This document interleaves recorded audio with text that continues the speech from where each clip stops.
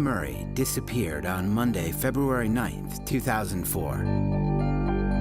When a person disappears without a trace, often the most critical information is hidden in their actions and words from the days before they vanished.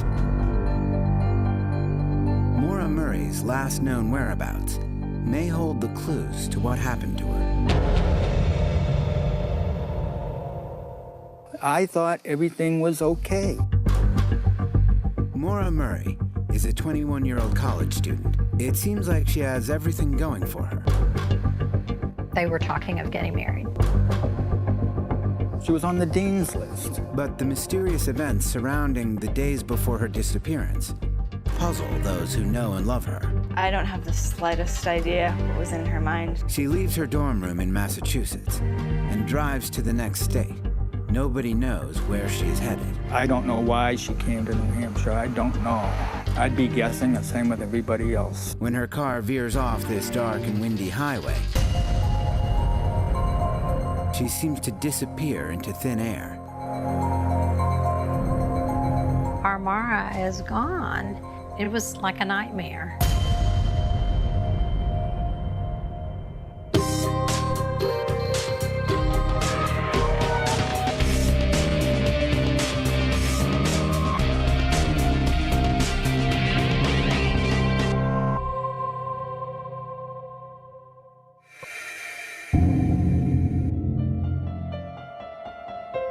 It's Saturday morning, February 7th, 2004. Fred Murray is driving to pick his daughter Maura up from the University of Massachusetts, Amherst. Little does he know that in only 3 days, she will disappear. When Maura got to UMass, I'd go up there once a month or so. In fact, the last weekend I saw her, I was up at UMass, and we went searching to find a car. So get her a car, you know, to go to do her nursing clinical trips and stuff like that. 21-year-old Maura Murray has juggled a busy college schedule, running track and cross country, and working 2 part-time jobs. Besides studying, she must do work for her nursing degree that requires long drives from campus. Now, Maura had a car with her in Amherst, but the car was falling apart. It was really time for her to get a new car. Maura's rundown car will figure prominently in her disappearance 3 days later. And we had one picked out, and we're going to go up the next weekend and get it. But that didn't happen.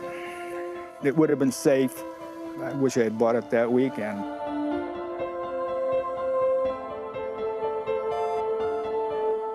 According to Fred Murray and Maura's friends at the time at UMass, it seemed to be a pretty normal weekend. Her father was visiting, everything seemed fine. And that night in Amherst, we went to the Amherst brew pub and had supper. Whenever we went to some place, especially if it's a college town or something like that, if we could find a brew pub, we would go to it, you know. But the events of that weekend would create a mystery even her closest friends can't explain. Maura and I grew up in a small town called Hanson, Massachusetts. We had a tight group of friends, and we stayed close all the way through high school and into college, and always stayed in touch. There was 7 of us that were always together.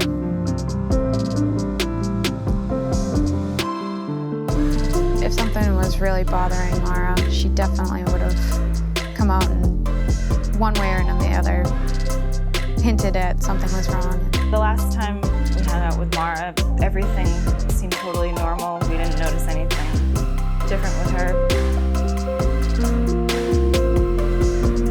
Maura's life seems to be on the right track, both at school and with her family. Her friends know Maura is particularly close to her father.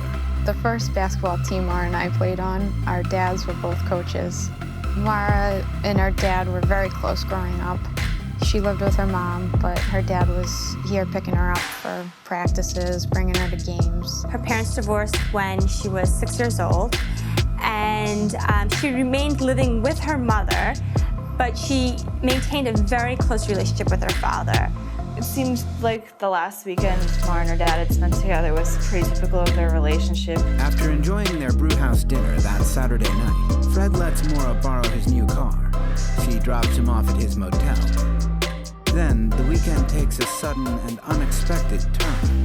Sunday morning, Maura woke me up. She had come back, during the night and told me that she had had an accident in my car.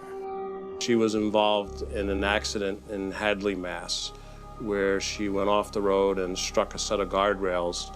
She was driving her father's new car at the time and did about $10,000 worth of damage. Well, Maura was upset, and it haunts me, but, I think she felt she let her father down. At 4:49 a.m. Sunday morning, a distraught Maura calls her long-distance boyfriend, Billy Roush, who is stationed in Fort Sill, Oklahoma. Billy later shares the conversation with his mother, Sharon. So she calls Billy, and he talked with her. He calmed her down. And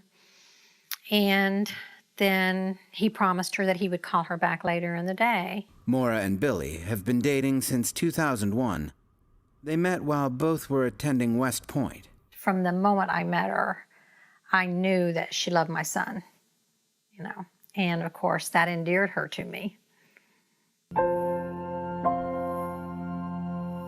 When Maura decided to transfer from West Point to UMass, Billy and Maura continued their relationship, spending many holidays and summers with Billy's family. By the time that she was here over the holidays in 2003 and early 2004, they shared that, they were talking of getting married.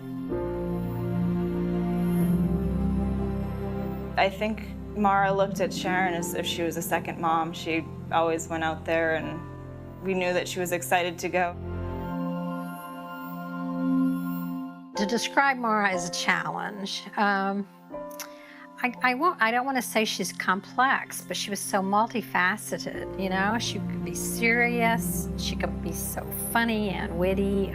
She always had this little soft giggle, and she was very soft-spoken, but she was fun-loving.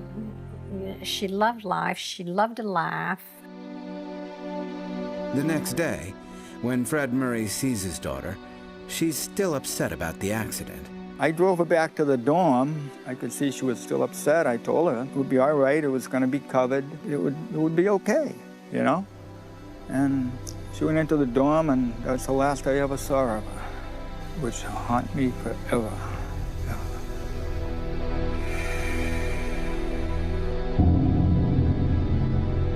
A few hours later, at 11:26 p.m., Maura speaks on the phone with her father one final time. Checked on my insurance. I called her back, said, we're okay, the insurance will be taken care of, so I'm not going to be out a lot of money. I said, you're going to have to make out accident reports, probably in triplicate. So get the 3 forms from the police station or wherever you have to get them, and call me tomorrow night, 8 o'clock. But Maura's call to her father will never take place, and her actions will surprise everyone who knows her. There was no death in the family. She did lie.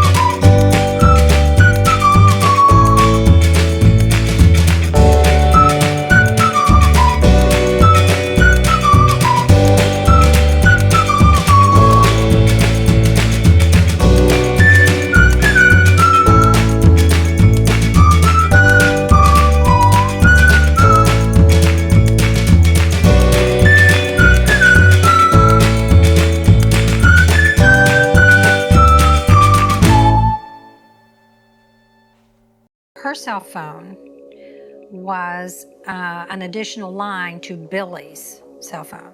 So, you know, Billy not only gave her a phone for Christmas, he paid the monthly bill. When his bill came, then, you know, we automatically saw all the calls that she made.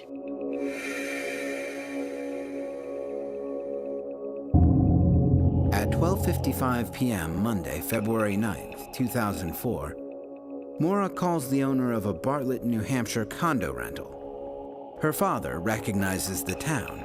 It's a place Maura knew well. She was going to Bartlett, there's no question. She was going to Bartlett, and that's what she knows, she's familiar with. She stayed in every place in Bartlett. She can get a room there, and even if she can't, she knows other places. Maura has been coming up here since she was born. Maura grew up every summer and parts of winters and springs and falls going all up through New Hampshire. She's hiked so many of those mountains up there with her dad. They wanted to do the highest mountains as best they could, and she loved hiking. Maura's friends know her to be very athletic, excelling at many sports. Maura played just about every sport possible growing up. Maura and I were always on the same teams, and we were captains of the cross-country team senior year. But she was always the one leading the pack and winning most of just about all of the races, and including doing top finishes in the state. She was recruited to West Point for her running ability. After transferring from West Point, she attended the University of Massachusetts Amherst, where she ran track and cross country. Back at her dorm room that February afternoon, just hours before her disappearance, Maura sends an email to her boyfriend. He did receive an email from her that day, around 1 or 1:30, and in that email, she told him that she loved him and that she was sorry she hadn't returned his messages from the day before. She hadn't felt like talking to much of anyone. Whatever Maura's state of mind is, she makes a number of phone calls that afternoon.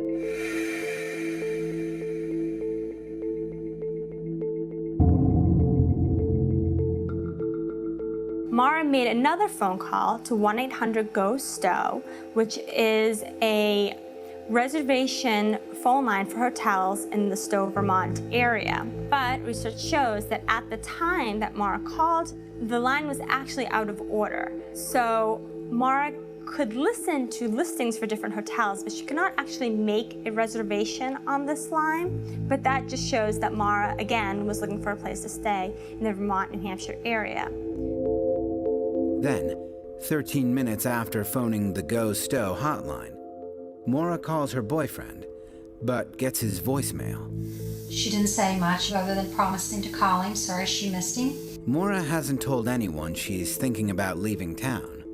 She finally shares her plans, but it's not with anybody close to her. Maura had sent an email to her nursing professors. I don't know word for word, but in it, she told them that she needed to be away for a week due to a death in the family. Her friends know there has been no death in Maura's family. We thought it was a little bizarre when we first heard that Maura had sent an email to professors saying, "There's a death in the family, I have to take off for a week."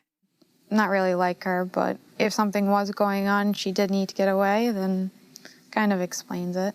Why she didn't call one of us, I don't know. I mean, maybe we could have helped her out, figured something out together. She did lie, but, you know, Maura was not a liar.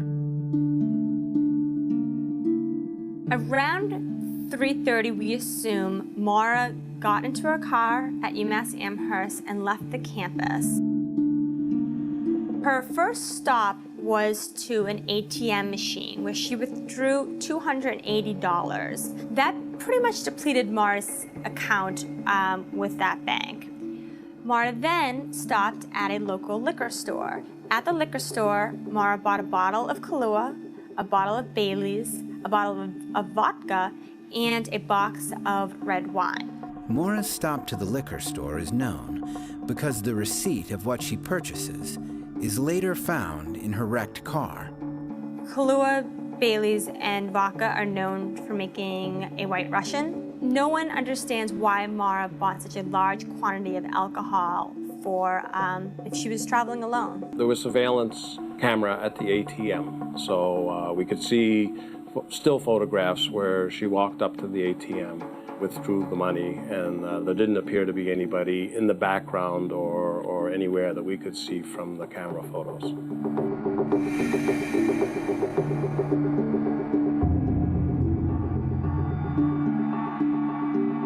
It's 4:37 p.m., and phone records show Maura checks her voicemail. This is the last known call from Maura's cell phone. Presumably, at this point in the afternoon, she's now driving towards New Hampshire. She had an extremely adventurous sense of spirit. When we first heard that Mara had taken off and gone up to New Hampshire, it seemed a little odd to us, but not totally, because I remember a day in high school that she decided she just wanted to go off and do something different, so she hopped on the train herself, went to Boston, didn't necessarily tell us, but by the end of the day she was back after all of us had been spending the whole day trying to track her down. The next day, Maura's father will hear the worst news of his life. Your daughter's missing. She's in an accident. The police don't seem to know where she is.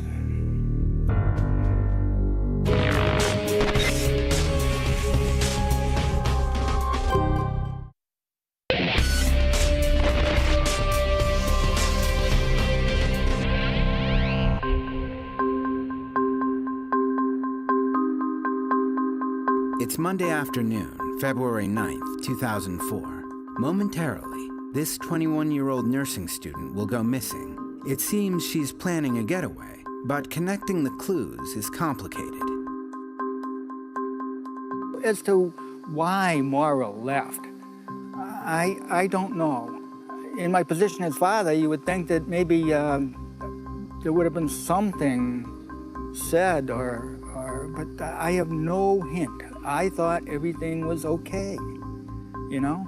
Some think perhaps Maura is not doing well at school, and that's why she's leaving. I wasn't aware of any stuff like school troubles. She was on the dean's list in a very difficult program, a nursing program. Hard to get in, hard to do well in. When it came to academics, she was always very serious and one of the top members of our class by the time we all graduated. The recipients this year are the 5 top-ranking students in the senior class.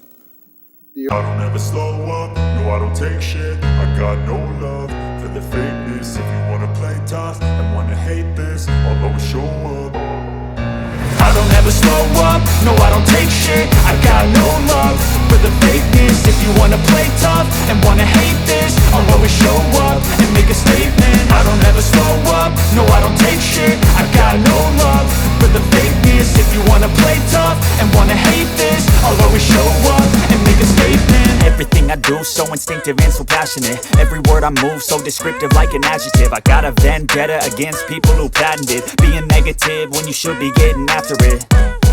I got facts over tracks, this and that. Spitting slow, spitting fast, I could roast, I could gas. Think I'm okay at last, but I don't know if that can erase all the past. And the pettiness, a reflection of the emptiness. Hilarious, you think you're worth my time, you're delirious. Mysterious, because you hide behind a fake exterior. Inferior, you know I'll always be a bit superior. Get off of me, this ain't no humble brag. I want you to hear words, you can say them back. I want you to feel free from the chains at last, and to believe in what you got, it was built to last, yeah. Now that I've been put through hell, I never got anyone's help. I had to do it all myself.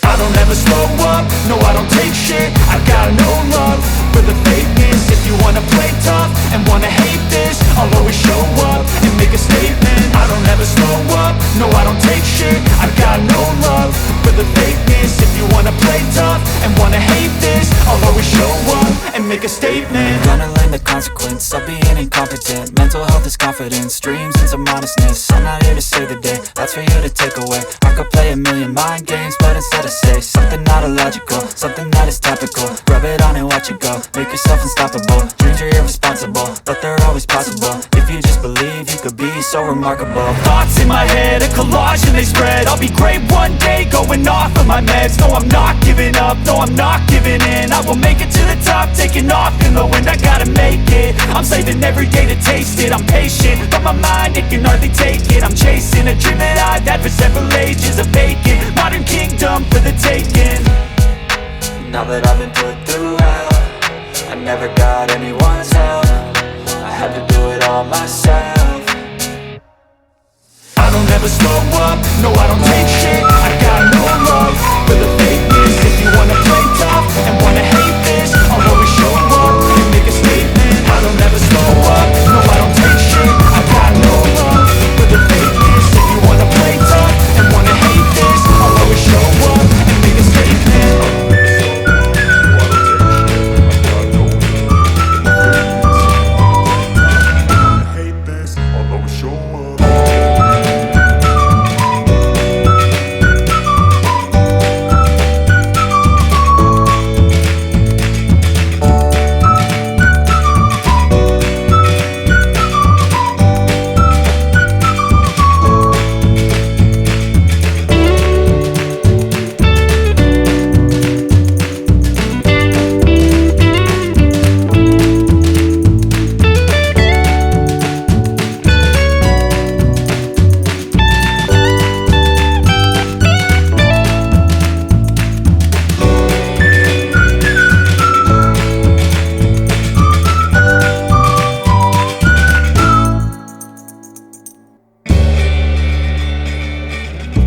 See that through the window.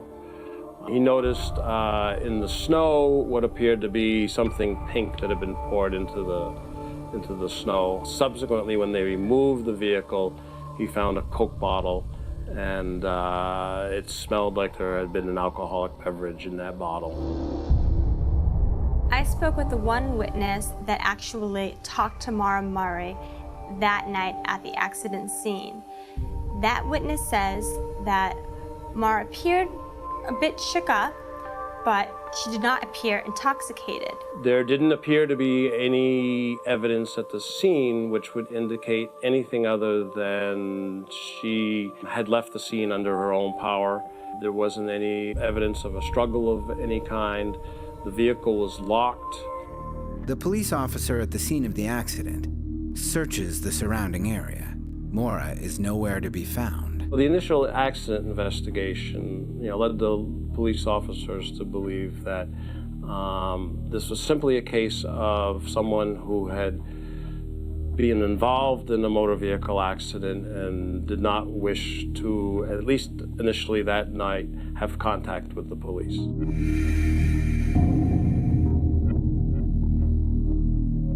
The next day, police speak on the phone with Maura's family.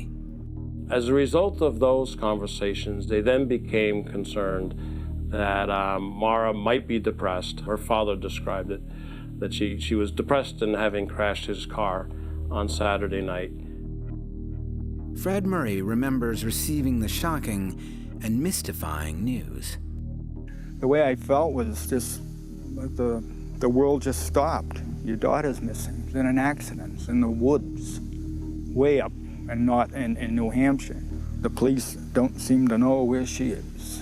I couldn't, I wanted to get up here immediately. The next morning, Maura's boyfriend receives a strange voicemail message. The message basically, in and of itself, is just a woman breathing and then possibly a whimper or some sort of noise at the end, which we believe to be her.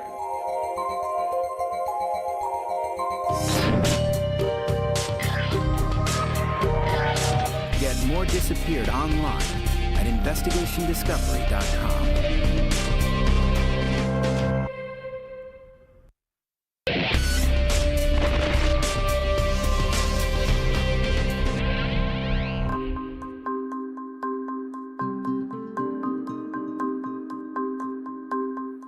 I don't know why she came to New Hampshire. I don't know. You know, I'd be guessing the same with everybody else. It's Wednesday, February 11th, 2004. Fred Murray has just driven all night from his work in Bridgeport, Connecticut, after hearing his daughter's car has been abandoned, far away from her dorm room, and she is nowhere to be found. I get up here at daybreak, you know, to join the search. Maura's mother, Lori, is living a mother's worst nightmare. She's unable to leave her home in Hanson, Massachusetts to join the search due to a fractured ankle. Eventually, you know, the rest of my family showed up, and Bill Roush, Maura's boyfriend, and his mother and father, Bill and Sharon, showed up. But during his trip from Fort Sill, Oklahoma to New Hampshire, Maura's boyfriend, Billy, receives a mysterious voice message on his cell phone. Billy called frantic around 7 a.m. on Wednesday morning. And he says, Mom, he said, while I was going through security, I missed a call. And he said, I'm sure it was Maura. The message basically, in and of itself, was just a woman breathing and then possibly a whimper or some sort of noise at the end, which we believe to be her. He said there was some, you know, really soft sobbing and shivering sounds and sniffing. And he said, I don't know what to do. He said, I called it back, and it says it's a prepaid calling card. They have hope the call is from Maura, since Sharon knows Maura uses prepaid calling cards. Before Maura had her cell phone, she called Billy with prepaid.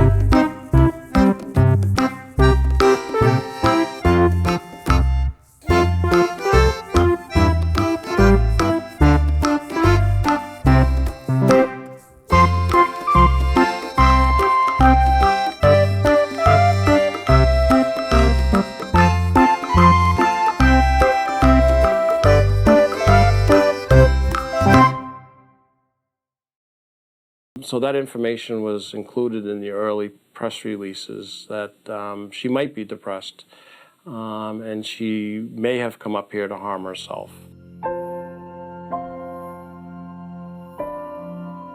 So they proceed to tell us that there is no evidence of foul play. Mara is 21 years old. She is an adult. She has the right and the privilege to go missing of her own choice. We're thinking, oh, this can't be. She's gone. That's our foul play. Our Mara is gone.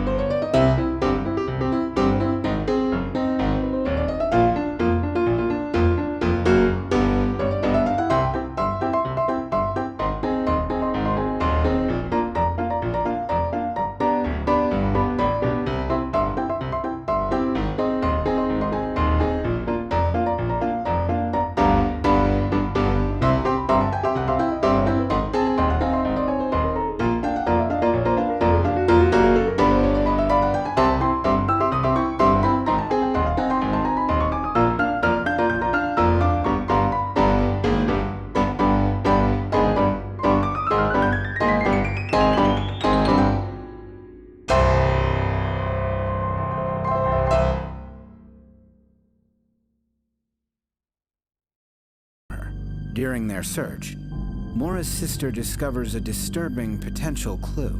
Women's underwear were found right down here, more on top of the ice than buried in it. We turned the underwear into the state police, but never heard another word. There were some items of clothing that were turned into law enforcement. We did forensic testing on those and were able to determine that they were not, in fact, belonging to Mara. After weeks of constant searching, I've searched all down through here. Devastated and exhausted, Mora's loved ones return home.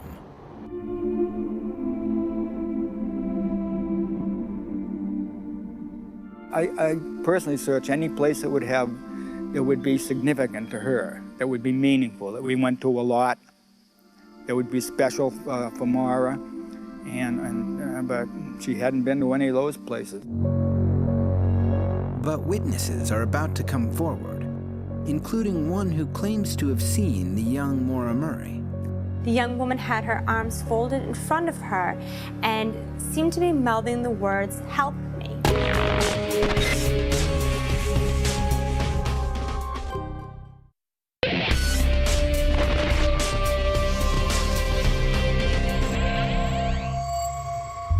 In the days and months after that fateful February 9th, 2004, when his daughter disappears from the scene of her one-car accident, Fred Murray hopes for answers, even though there seems to be no leads and no suspects. Fred, God has just really blessed him and giving him the strength. You know, at his age, he goes up there week after week after week, and he keeps searching the sides of the roads. He keeps searching the woods.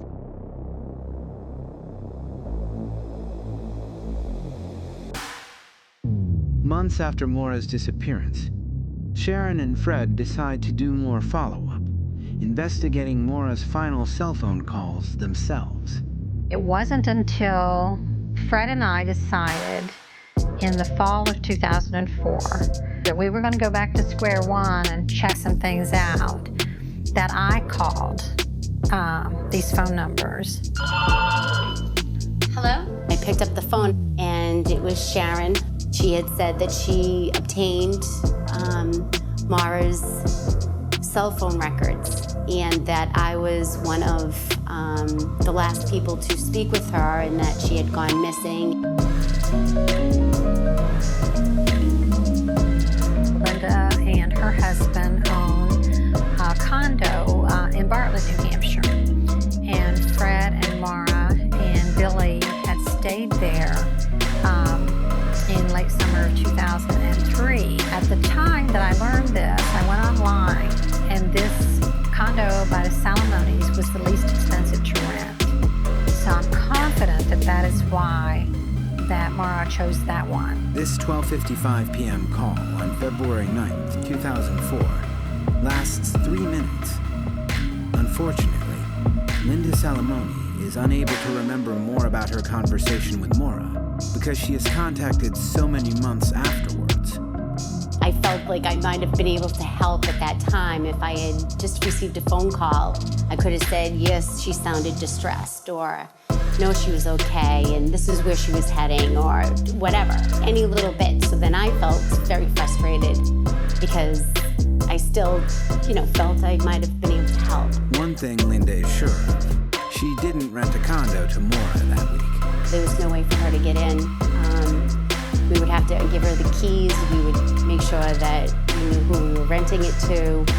Fred Murray is frustrated with the lack of progress in the case. Fred has also filed a lawsuit against the state police of New Hampshire and the local police of New Hampshire, trying to obtain the records, the documents pertaining to the Maura Murray case. My only relief would be the FBI coming in or getting the release of the case records myself. And neither one's going to happen because the state, the court system backs up the state police.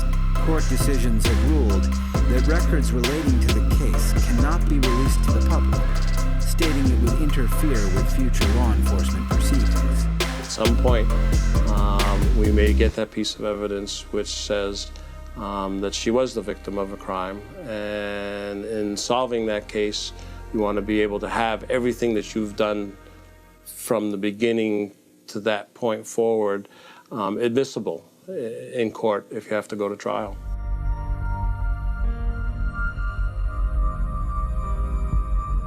To add to the mystery and the frustration, reporter Maribeth Conway says she spoke to a witness who says she actually encountered Maura Murray, looking very distressed. She saw a young woman with an older man, a man probably in his 60s. The young woman had her arms folded in front of her and seemed to be mouthing the words, "Help me." The woman finally realized what was happening, but before she really had a chance to do anything about it, the young woman and the man left. The woman did not get license plate numbers or any further of a description of this young girl.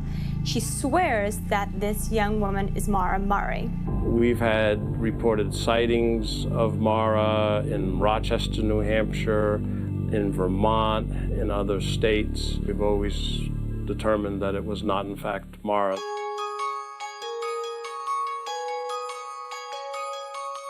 The interesting thing about the Maura Murray case is that there are so many theories still to this day. Maura was possibly suicidal. She was possibly running away. She could also have been kidnapped. When the press releases came out about her being suicidal and all the other absurd theories, it was very hard to read. I mean, yeah, people can think what they want, but those that know her know that she was a happy person. There's no evidence of suicide. You're talking about a kid full of life with every possible thing to live for. She's getting out of nursing school. She's going to have a great job. She's getting ready to get married. Got a whole future.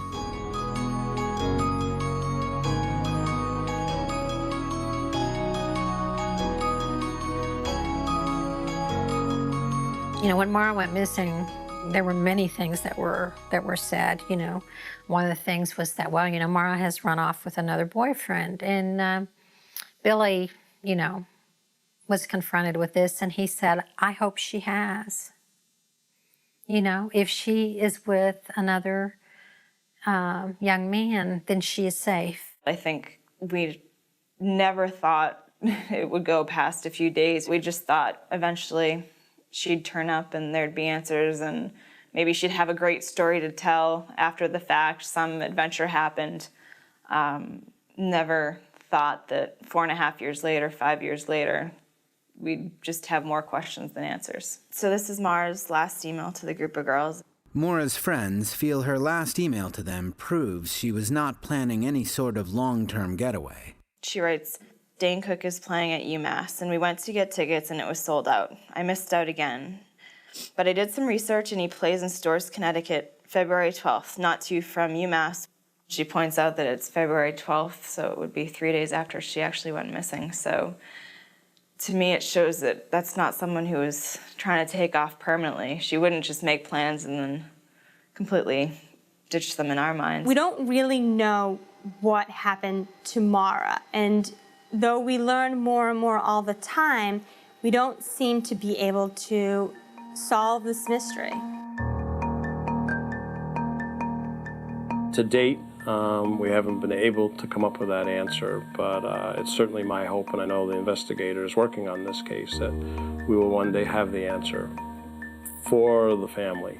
Because I can't imagine what it's like not to know what happened to your daughter. I think some local dirtbag grabbed her. And she was in the wrong place at the wrong time. In our minds, one of two things had to have happened to Mara that night. And that was either she succumbed to the elements, which is possible, or someone harmed her. Because we are convinced that with the items that were packed in her car and the fact that there was no note, she was not planning on taking her life. As the days have turned into months, and the months into years, Maura's closest friends still have trouble accepting the reality of her disappearance. She's missing everything. I mean, we graduated from college, and she missed it.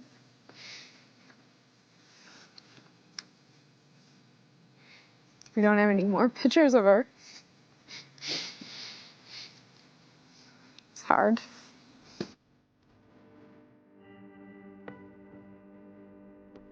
It's just hard to put into words. It's just one of those things you hear in the news or read about, but you just never assume that something had happened to you or one of your friends.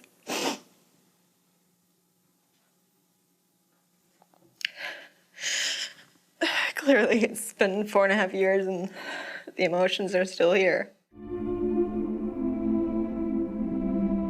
We don't want Mara to be gone. We want her to be out there, starting a new life. But we have to face ourselves in the mirror and deal with what we know, the facts that we know.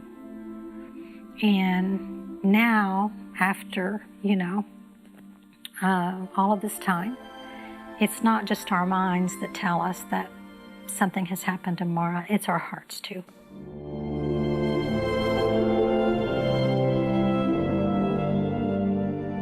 However heart-wrenching the answer is, Maura's father refuses to give up searching for his daughter. I'm going to be up here all the time. I'm going to follow up any lead that a local gives me. I'm trying to do everything I can do.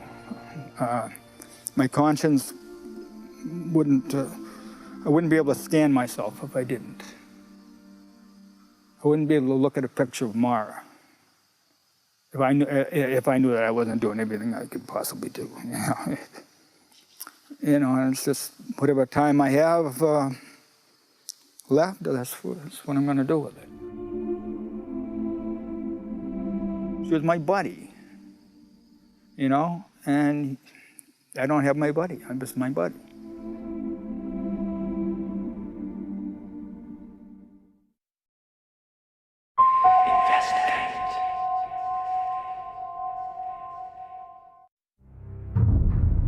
Rosemary Christensen disappeared on August 26, 1999. When a person disappears without a trace, often the most critical information is hidden in their actions and words from the days before they vanished. Rosemary Christensen's last known whereabouts may hold the clues to what happened to her.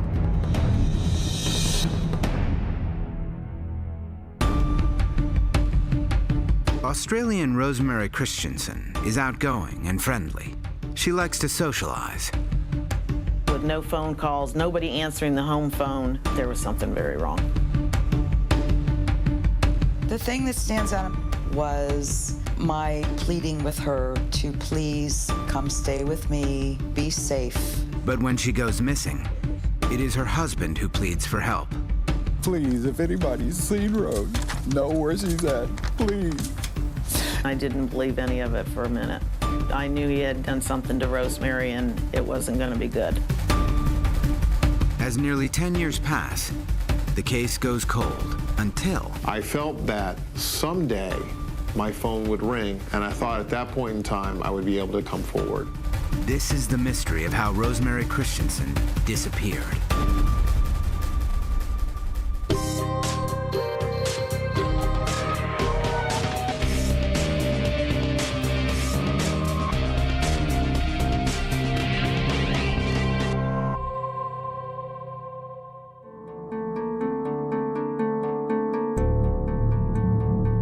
Three-year-old Rosemary Christensen is a well-respected realtor near Clearwater, Florida.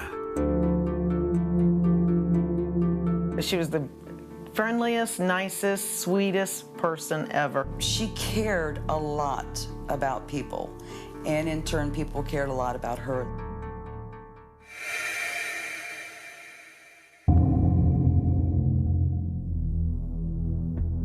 The day Rosemary went missing starts just like any other. Rosemary is on her way to work at a local real estate firm for the daily meeting. It's always the same. We do our pump-up, rah-rah sessions and then listen about new listings and just a normal day. As her day progresses, Rosemary gets some great news. One of her properties has sold, and she's elated. She'd worked hard on this contract, and it came through. And, you know, once something like that happens, she would just get overjoyed over it. Moments like this are the reason Rosemary loves the real estate business. And the business loves her. She was excellent. She knew what her job was and did it very, very well. She was very dedicated, very hardworking. I mean, she took things so seriously. In fact, she had won several awards and everything, and she'd only been in it for a couple of years. Rosemary began her realty career in 1997, shortly after moving to the United States from Holland. In Holland, she was the wife of a diplomat, a role she relished that took her all over the world. Rosemary's Australian accent, cordiality, and worldliness help her connect with practically everyone she meets. I met Rosemary at an open house. I had done real estate for a long time, and she's just starting. And then we also got into her background, which was diplomatic. I had a diplomatic background as well. And we instantly hit it off. Before moving to America, Rosemary also hits it off with someone she meets on the internet. A 47-year-old man from Illinois named Robert G. Temple. We were just friends at first, and it evolved into phone calls. She told me about she was married to a diplomat, and, you know, and naturally I didn't believe her when she had told me, and all the people that she had met and presidents that she had been to dinners with. You know, I thought it was internet chat, so I think I might have been a secret agent, or who knows, you know how people exaggerate. He had told her that he was with the FBI, that he had several homes in several places, and somehow or another he convinced her to come over to the United States to meet him in person. Rosemary separates from her husband and flies to Chicago to meet Temple, who's surprised to learn she's been truthful about herself from day one. When she did come to see me, I knew she was telling the truth, and I had already told her, and I felt so ashamed, you know, that, you know, I'm just a farm boy from Illinois. Rosemary gets divorced, and after a 6-month courtship, Rosemary and Robert get married and settle in the quiet community of Bel Air, Florida. In this condo, which Rosemary pays for, Rosemary's friends don't really understand the attraction. When I first met Robert Temple, I had no idea what Rosemary was doing with him. We're still trying to figure that one out. Whatever her friends think, Rosemary and Robert do seem to enjoy a true, loving bond. Sometimes opposites attract, which they do in many relationships. You know, whatever goes on behind closed doors is something we're not ever privy to, but they must have had something to be together.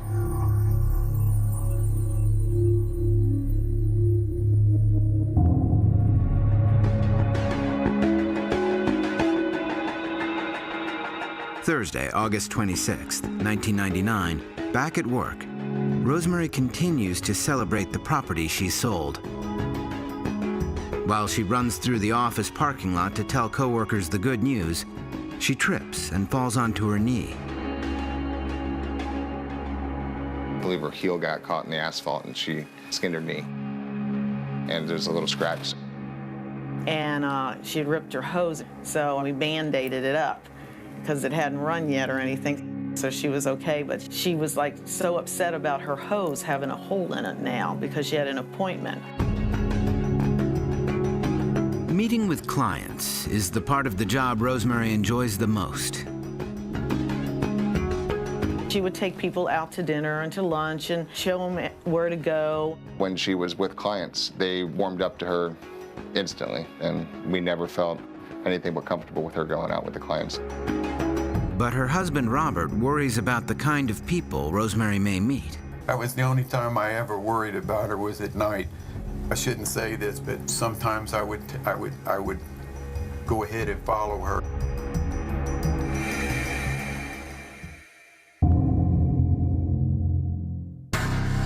At 2 p.m., just 5 hours before her disappearance, Rosemary has an appointment with clients. I know she was showing property to a couple that she met up in Bel Air Beach. Rosemary meets her clients at the Bel Air Beach Resort Motel. Next, she takes them to view a number of properties. At one home, Rosemary gets a call on her cell phone around 3:30. Robert had been calling her. I called and she said, I'm probably going to be late because I've got about 20 places I can show her if she wants to see them all. We'll just go with whatever she wants to do. But I'll call you before I come home. A half hour later, Rosemary's phone rings again. This time, Rosemary is annoyed and excuses herself. Nothing worse than when you're trying to show somebody a house and you're getting interrupted and you lose your train of thought. At around 5:30 that afternoon, Rosemary apologizes for the interruption and wraps up the appointment. Then she schedules another appointment for 11 a.m. the next day. Rosemary says goodbye to her client and then heads home. This is the last time Rosemary Christensen is seen.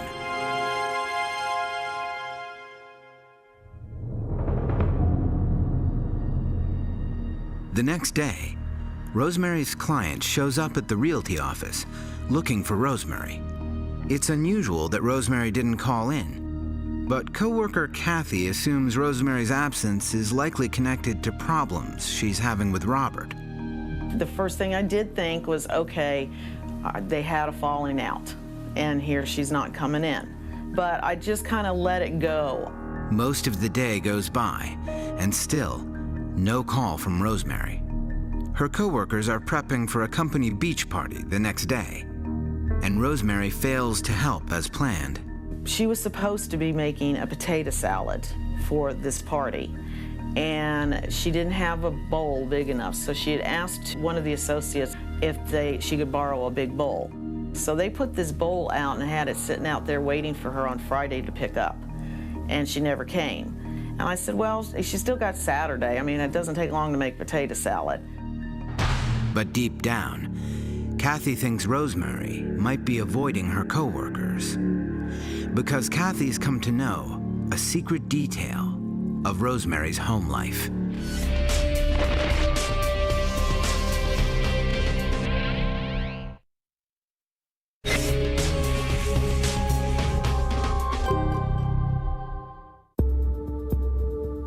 It's Friday, August 27th, 1999.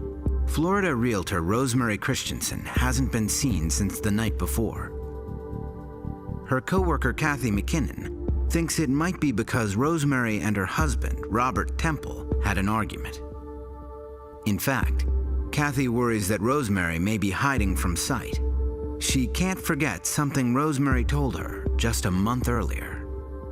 She wanted me to know that she's having problems with Robert and that they'd had major domestic fights. And the reasoning why she was not in the office, she'd be gone for a couple days, is because she was too embarrassed that a bruise would show. I hate the fact that people think that I could ever hurt Rosemary. You know, I never hurt Rose, threatened her or anything.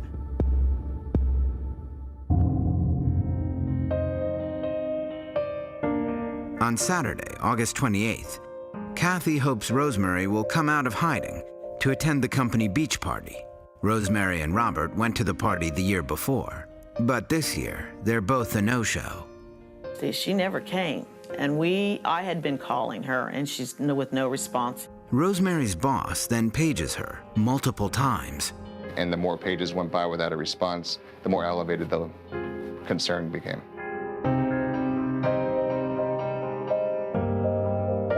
After that, the party was over, still no Rosemary. I just figured that she and Robert had a fight and that she was at home trying to make the wounds go away so no one would see it.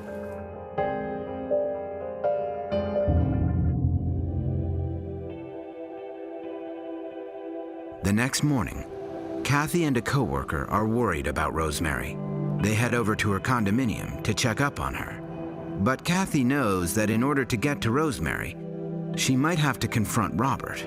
Robert never really liked me. As Kathy and a male coworker arrive at the condominium complex to look for Rosemary, they notice Robert's motorcycle and Rosemary's car are still sitting in their parking lot. The vehicles make Kathy wonder why her phone calls have gone unanswered if both Rosemary and Robert are still at home. I knew something was really wrong then. Kathy wanders around the back of the complex toward Rosemary's condo, Unit 148. And all the windows were closed, all the drapes were pulled. It was just dark. I mean, there was nobody you couldn't see in. And that's when we called the Bel Air police. Soon the police arrive. A locksmith opens the condo, and an officer enters the home. After the police search the home, they contact Rosemary's best friend, Laurel. I got a phone call that they were at her condo. Then he proceeded to tell me that the carpet was missing. At that point, I started crying because I had been at her house just recently. The carpet was new, it was beautiful, the walls were freshly painted. Rosemary had just remodeled her condo, and my carpet guy helped. I knew something was really, really wrong at that moment.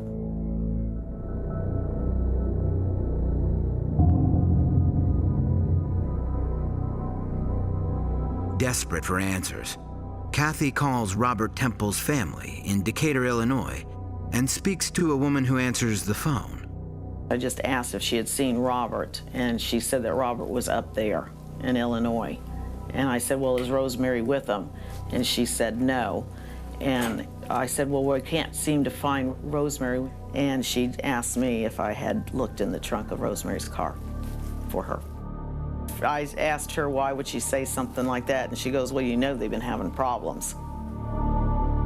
What was allegedly said intensifies Kathy's suspicions about Robert. She's somewhat surprised when moments later, Robert calls her back. I said, Robert, where's Rosemary? And then he started getting all upset and said, did she leave me, Kathy? Did she leave me? I said, I don't know, Robert. All I want to know is, where is she? Do you know where she is? And that's when he says that she went off with some people Thursday night and he left town. I told him he was lying. I said, Robert, don't be telling me this kind of crap. He just says, I know you're not going to believe it, but it doesn't matter. That's exactly what the point is. Kathy goes straight to the police and files a missing persons report. The rest of Rosemary's co-workers fan out around the community, looking for signs of their missing friend. Anybody sees her or anything, that number. Okay. Groups went around driving the different neighborhoods to see if there's any signs of Rosemary at all. We did not come up with anything. Beggins is so worried, he hires a private investigator who specializes in missing persons cases, Dick Price. He said he was very, very concerned about it, as much as all the girls were, and that's how it really got into it, and that's where it started that day. As the search for Rosemary ramps up, Pinellas County Sheriff's detectives take over the investigation and attempt to locate Temple. They learned rather quickly that he was in Illinois visiting relatives, I believe, and he had planned that trip, he said, beforehand, and it was a point of some dispute with his wife, some argument, some disagreement, he later explained. They learn Rosemary's husband isn't only with his relatives, he's with another woman. His traveling companion was a 22-year-old woman by the name of Leslie Stewart. Obviously, that raises everybody's suspicion to some degree. At the time, the suggestion, of course, between the lines was that this was not a perfect marriage if there was a girlfriend involved. Robert met Leslie Stewart while both worked as customer service agents at a phone sex and psychic hotline. Probably within a couple of weeks after I met her, we were having sex every day, either in the back parking lot at work, in her car, or in the bathroom at work. Back in Florida, detectives officially search the condo. They find a collection of used cleaning products and painting supplies, items that were purchased the morning after Rosemary's disappearance at a nearby Walmart by Robert Temple using Rosemary's credit card. I was able to obtain the receipt from Walmart. It was Clorox, it was Febreze, and scrub brushes, a knife, duct tape, anything that could be used to either clean evidence up or erase a crime scene. But there's one item listed on the receipt that leaves private investigator Dick Price perplexed: a tote with wheel. Price obtained one to try to figure out why Temple would have purchased it and why it is the only item police couldn't locate. My thoughts were that this is just a perfect piece of equipment that could get rid of, number one, all of the carpet real easy, and also to be able to dispose of a body. At the time, detectives report that Rosemary's husband, Robert Temple, is cooperating and has agreed to return to Florida for further questioning. We've said before that he is not a suspect. He has the understanding we'd like to speak to him. Authorities don't name Temple a suspect because solid evidence linking him to Rosemary's disappearance hasn't been discovered. Also, it seems possible Temple really doesn't know what happened to his wife. Temple left messages for her on their home answering machine, and he even left her a note. Dear Rose, I was hoping to see you before I left, but I decided to go ahead and go today instead of waiting until tomorrow. Tried phoning and beeping you, but guess you were out of range. Wish you could have gone with me, but maybe next time. Take care, and I'll be back on Tuesday. I love you, lady. Rob. And then in the bottom of the note, he said, also, the tile guy said he could do it next week once we got all the painting done. Promise me you'll like this shade of white this time. Ha ha. Rosemary and I had recently been at her home, and she had never mentioned to me anything about getting tile. The whole note was bogus, designed to put the sheriff's off into a missing persons search. I didn't believe any of it for a minute. I knew he had done something to Rosemary, and it wasn't going to be good. Why are Rosemary's friends so convinced Robert has done something terrible to his wife? When Robert Temple's criminal records surface, revealing a violent past, their concerns only escalate.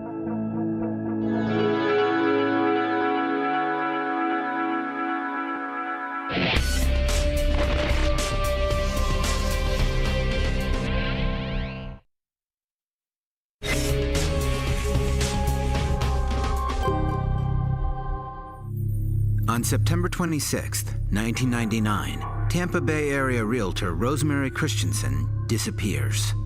This was a big deal. It was a big deal because Rosemary Christensen was a well-liked, if not loved, realtor who had a lot of friends and coworkers who cared a great deal about her.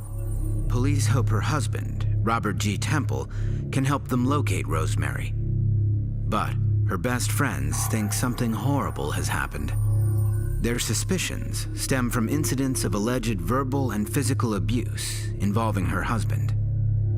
When Rosemary and I first started talking about the abuse, it was mainly the verbal that was bothering her. Robert would say stuff about her weight, just hurtful things. I think as the relationship got strained, it escalated. She told me about one incident in a townhouse they lived at, and that he had hit her. The incident occurred on the night of July 14th, 1997, in Clearwater, Florida. According to police records and these photographs, Rosemary sustained injuries to her cheek and eye. But her husband Robert claims it was all an accident. Rose was up, opening the door, right as I tripped over a box and hit the door and knocked her back, and I'm still falling forward in the door. It cut her eye right here. It split her eye. I mean, it was bleeding like there's no tomorrow. Temple was arrested for domestic battery, but Rosemary asked for the charges to be dropped, and Temple pleaded no contest to disorderly conduct. Despite the incident, Rosemary and Robert marry 3 weeks later. Robert continued to tell her, "I'll change. I'm sorry. I won't do it again." Abuser's first defense is to say, oh, it was an accident. And in some ways, it was a plausible excuse, except when you add up all these things together, it just didn't look good.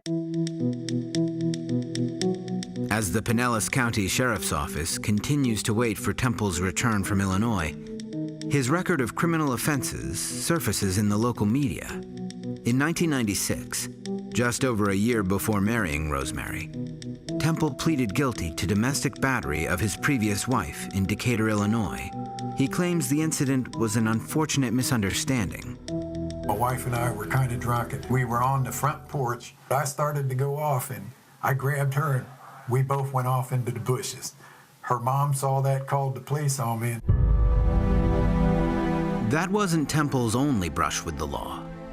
He served about 5 years in prison back in 1975 for involuntary manslaughter in the violent death of a girlfriend's 18-month-old child. Temple says someone else killed the child, but he took the rap. He clearly had a violent past. We're starting to see a lot of the past issues, especially with the husband before, that we really didn't know anything about, and there's a lot of concern. Jeff and I both looked at each other, and at that moment, we knew she was gone. 1 week after Rosemary's disappearance, and the morning after her 44th birthday, her husband Robert finally returns for questioning. He later joins the detectives at the condo. The local press is also on the scene. And at our request, they agreed to ask him to come out and talk to us in the pool area of the condominium. So as he walked up to us, I believe every one of us had a whole lot of questions we wanted to ask him. Can you tell us when you first found out how it all started from the beginning? They called me in Illinois and told me that I needed to call where Rose worked because they said she was missing. It was clear that he was presenting himself as a man who was in great anguish over the fate of his wife. Rose and I haven't been apart this long since we've been married. And I miss her so bad. I just want her back. Please, if anybody's seen Rose, know where she's at, please. Just tell her, just call, just please let us know. When Rosemary's best friend Laurel sees the interview, she's immediately dubious. His hands were trembling and he was crying, but there were no tears. I didn't believe that would really happen. I don't think I've ever seen anyone try to work up a tear as hard as he did that day and fail to do so. Not buying the emotion, Douglas asks Temple some tougher questions. Sir, pardon the directness of my question, but have detectives asked you whether you killed your wife? Yes. And what did you tell them? I told them no. I could never hurt Rose. I'd rather be dead than anything ever happened to her.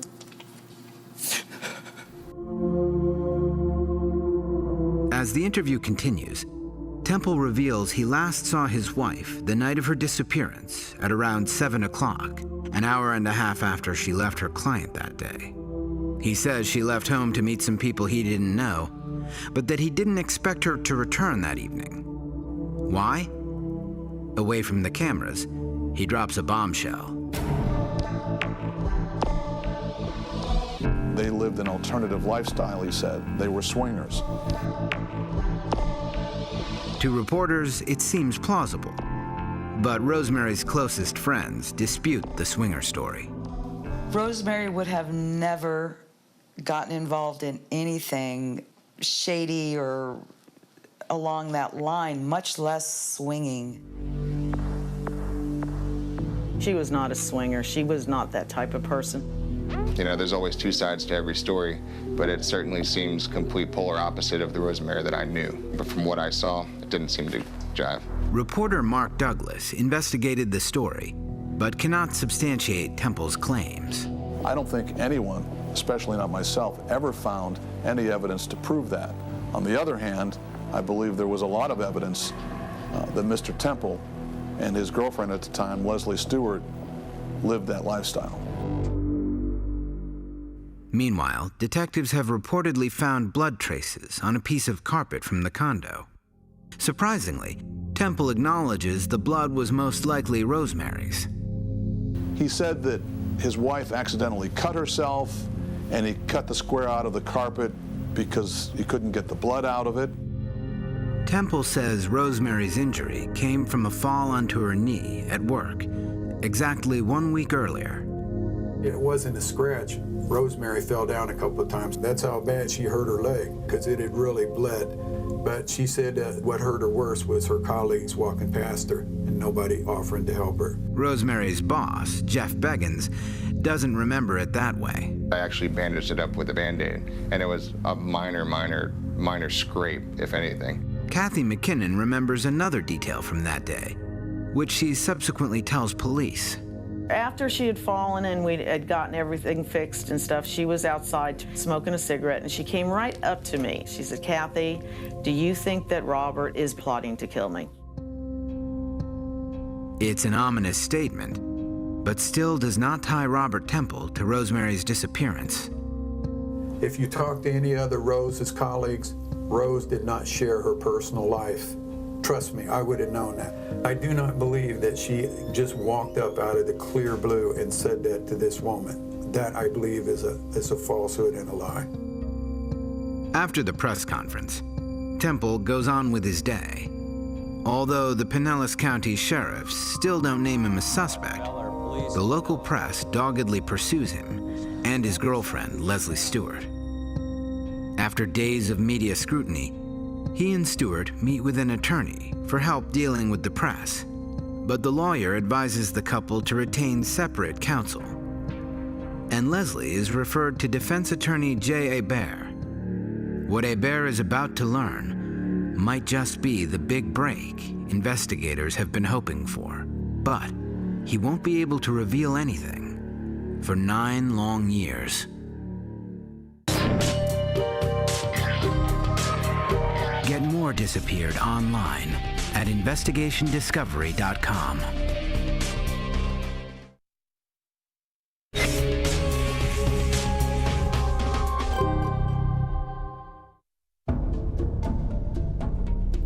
It's been almost 1 full week since Tampa Bay realtor Rosemary Christensen was last seen.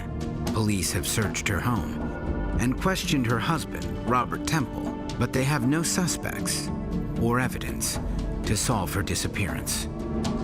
The local press shadows the husband and his girlfriend, Leslie Stewart. But eventually, the couple tires of the attention and seeks legal representation to handle the media. Leslie Stewart meets with local attorney J.A. Baer. For the time, we engaged in an attorney-client conversation, and we listened to everything she had to say, and we did everything we could to represent her the best we could at the time. What Stewart discusses with Hebert remains confidential, and after their meeting, Hebert never expects to hear from Stewart again.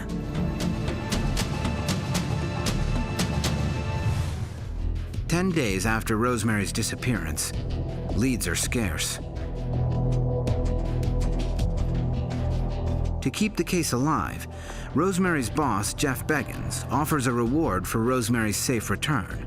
We're taking that into our own hands, making sure that we're doing everything that we can because she's one of our own, and we're not going to rest until she's found. We put up a $10,000 cash reward. Dollar bills, loose lips, a lot quicker than going in with a gold badge and asking questions and interviews. After volunteers distribute flyers throughout the area, people come forward and offer private investigator Dick Price some new information. In probably 1 week, maybe 10 days, I received about 13 to 15 phone calls. There were some people that, boy, they would have liked to have collected that $10,000, but they didn't know enough to put the nail in the coffin.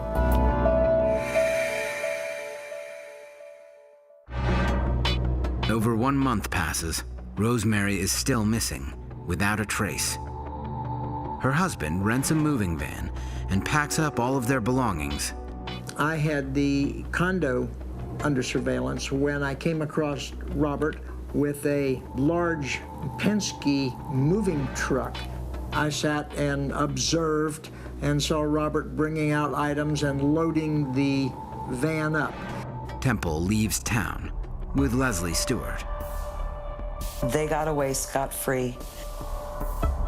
They absolutely had no problems packing up Rosemary's belongings, getting out of town. Because authorities don't have strong enough evidence, they cannot detain either Temple or Stewart. When he left, there really wasn't much more to say about this, and the story more or less died down.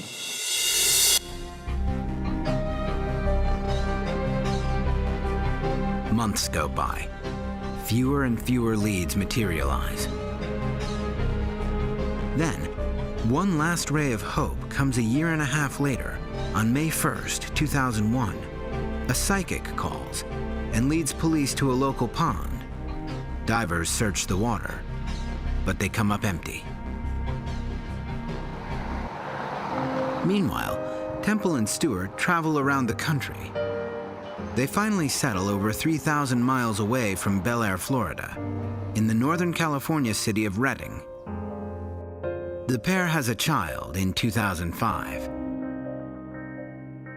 But back in Florida, Rosemary's friend Laurel thinks the couple and their secrets will eventually come unglued. Knowing what a control freak he was, I knew that either he was going to kill Leslie or he was going to threaten her one too many times and she was going to come forward. The relationship does unravel when Temple allegedly threatens Leslie on August 25th, 2008. This all happened to coincide right around the 9th anniversary of Rosemary's disappearance. Almost 9 years to the date, Leslie was preparing to go to this family reunion in Washington State. Before she left, Mr. Temple pulled this rather large knife, put it to her throat, and said, "If you say anything, or if you talk about this, I'll kill you, and I'll kill myself, and I'll kill our daughter." Temple denies Stewart's story. Leslie, off the top of her head, fabricated that about me pulling a knife on her and putting it to her throat and threatening her. It's really simple. None of the incident happened. While visiting her family 10 days later, Stewart allegedly tells them about her recent spat with Temple. She decides the only way to change her situation is to get police involved. On September 3rd, 2008, Stewart sets her plan into motion.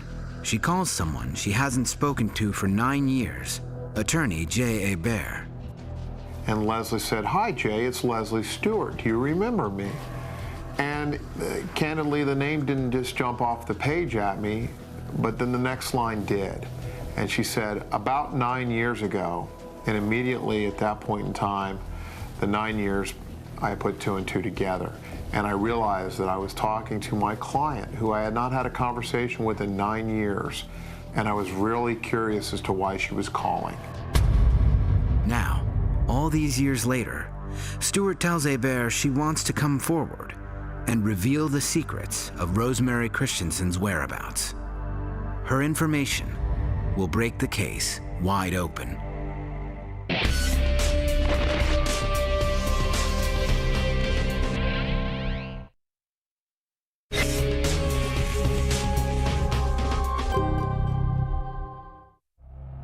Tampa Bay realtor Rosemary Christensen has been missing since August 26, 1999.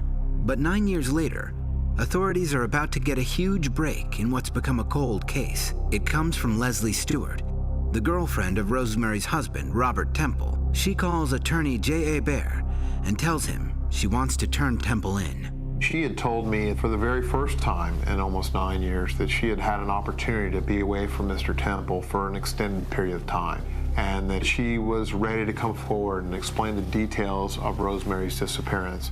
Stewart gives Hebert the same information she gave him the last time they spoke. A story that's haunted him, that he's kept confidential for 9 years. The reason? In any legal situation, when a client comes in and consults with an attorney, the attorney-client privilege applies. And what that means loosely is that whatever a client tells a lawyer should be kept in confidence, and that we cannot reveal that information to anyone for any reason, unless, of course, later the client waives that privilege. Now, Stewart does waive the privilege and allows Hebert to get the police involved. She will reveal what happened to Rosemary Christensen. On September 3rd, 2008, Pinellas County Sheriff's detectives fly across country to secretly interview Stewart at her family reunion just south of Seattle. Leslie Stewart tells the detectives, on the night of Rosemary's disappearance, August 26, 1999, that Robert Temple called her multiple times, insisting that she come to his condo as soon as possible. She arrives to allegedly find Temple drunk and making strange statements. One of the things was that he had been involved in a child manslaughter out of state. Additionally, he advised her that there was no such thing as the Witness Protection Program, another somewhat bizarre out-of-left-field comment. As Stewart wonders what Temple is talking about, he leads her into the bedroom he shares with his wife, Rosemary. Stewart is stunned by what she sees. Leslie Stewart saw Rosemary Christensen laying in a pool of blood. She wasn't breathing, her eyes were shut, and it was quite obvious that Rosemary was deceased. According to police records, Temple tells Stewart that he was sitting in front of his computer when Rosemary, who he thought was asleep, snuck up from behind and hit him on the head with the butt end of a large knife. Temple tells Stewart he and his wife struggled and that he accidentally stabbed Rosemary.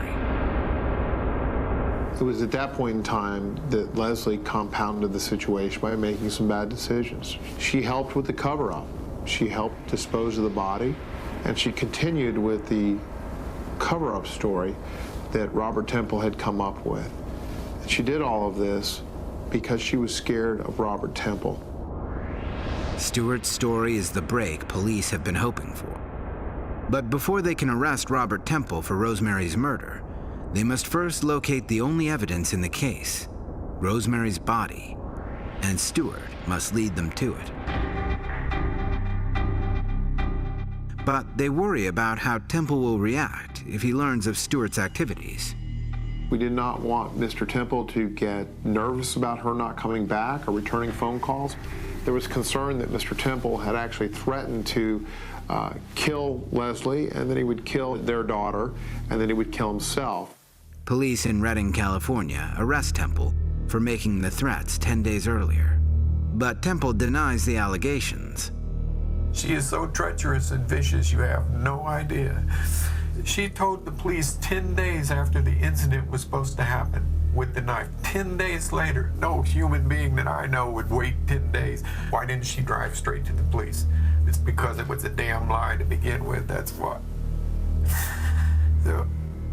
While Temple is in police custody, and the couple's 3-year-old daughter is with Child Protective Services, Stewart flies to Florida with Pinellas County detectives. She takes them to property along the Suwannee River in the north-central region of Gilchrist County, Florida. Leslie was fortunate that she was able to take them to the area where the body was buried and located.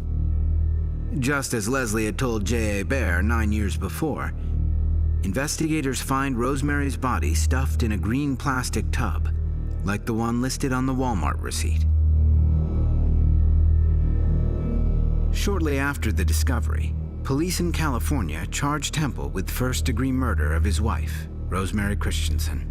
Rosemary's family and friends are saddened, but relieved to hear the news. Finally, after so many years, they learn what they believe to be the truth. The family and I knew years ago that he had killed her. I always knew that someday he was going to slip up because he wasn't that smart. Temple has been extradited back to Pinellas County, Florida, to face murder charges. But he says they've got the wrong person. I did help dispose of Rosemary's body. I did help cover up that crime. Those are very serious felonies, too. I deserve to be punished for what I did, and I won't lie about that. But I did not kill Rosemary, and I don't deserve to be punished for that. Temple says it was Leslie who killed Rosemary. According to his story, Leslie was at the condo waiting for him to come home to have a secret tryst. But Rosemary came home first. Temple says Leslie pretended she was there to pick up a computer disk, but Rosemary didn't believe her. She said she turned around to leave, and out of the corner of her eye, she said Rose attacked her. Then they started struggling, pulling hair. When she was wrestling around with Rose, Rose knocked her back on the bed. Rose was on top of her, and they rolled so hard that they rolled right off the edge of the bed onto the floor. When they landed, Rose hit the floor first. Leslie was on top of her, and she thought Rose had knocked herself out because she wasn't moving anymore. But when she got up, she saw the knife sticking in Rose. Well, let's just look at it simply. He was 9 years ago declaring and promising that he had nothing to do with it. So it goes to show you what a liar he is. So I'm going to believe what he's got to say now. I would submit to you that Robert Temple is a desperate man who has spent a life manipulating individuals, and he is desperately trying to manipulate this situation. For her part, Stewart may receive immunity from prosecution in a deal struck with the state attorney's office. We hammered out, in essence, a gentleman's agreement. The gentleman's agreement dealt with 3 primary issues. Number 1, that she testified truthfully. Number 2, that she had nothing to do with the actual homicide. And number 3, and probably most importantly, is that she helped produce or find Rosemary's body. Rosemary's friends feel a sense of closure, but they're also eager to see Robert Temple punished. Should it be death or should it be life in prison? I'm almost swinging now towards life in prison because, from what I understand, those circumstances are not the most pleasant. Robert Temple looks forward to his day in court, where he will be able to face his accuser, the woman who he claims is Rosemary's killer. But I'll be damned if I'm just gonna lay down and die until people know the truth. Honestly, I believe that I'm gonna be found not guilty. And I know a lot of people think that I did something bad to her, but I didn't. And that's the honest to God truth. And it just because Leslie and I stayed together doesn't mean that I forgot about Rose.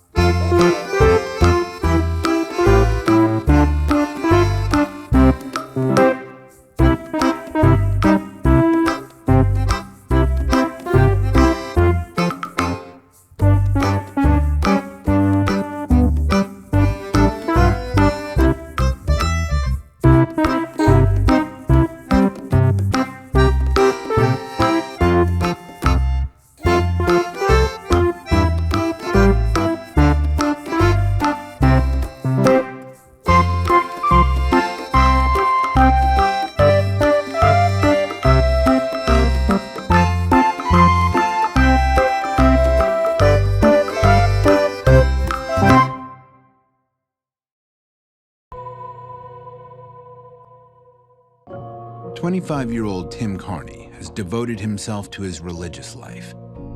For the past 5 years, he's been a member of a small church in New Jersey. Every morning, Tim has the same routine. Before starting his day at the New Jersey Unemployment Office, he wakes up at 5 a.m. and goes to the church's 7 a.m. prayer meeting. He came home one weekend and said that he had joined a church, and we were glad.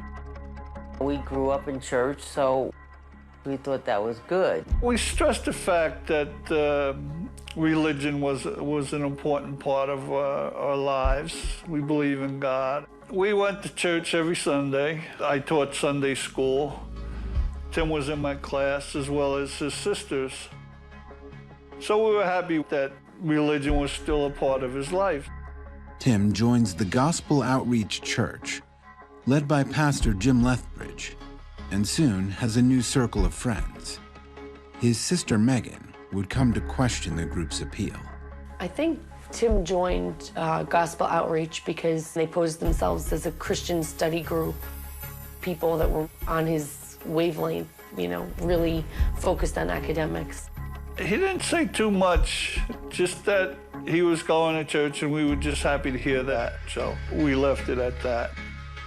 Tim surrounds himself primarily with gospel outreach members and has been living with fellow congregants since college. He felt very comfortable there. He felt wanted and loved, and he felt at home. While Tim had excelled in academics growing up, his bookish nature made it difficult for him to make friends when he was younger. He was the smart kid, so people shy away from smart kids. He would be talking to adults at 12 years old because nobody else understood him. He was made fun of a lot. He just wanted to feel like he belonged to something, a group. It was hard. It was very hard because we know he's got a great sense of humor. He's a great kid. You just got to get to know him. Tim's passion for books eventually inspired him to write his own stories. Tim started writing at a young age. Because he loved reading so much, it was just natural for him to just try to create his own adventures in writing. Tim had particularly enjoyed mysteries. His favorite was Edgar Allan Poe, and he liked to write with the surprise endings. In his briefcase, he had writing. He was writing a book. Tim was pretty secretive with his writings. Once he felt like something was perfect, then he would share it. But before then, he was pretty protective of his writings, and he would keep them in like a briefcase. Tim could never have known then that his own life would one day become the center of a troubling mystery.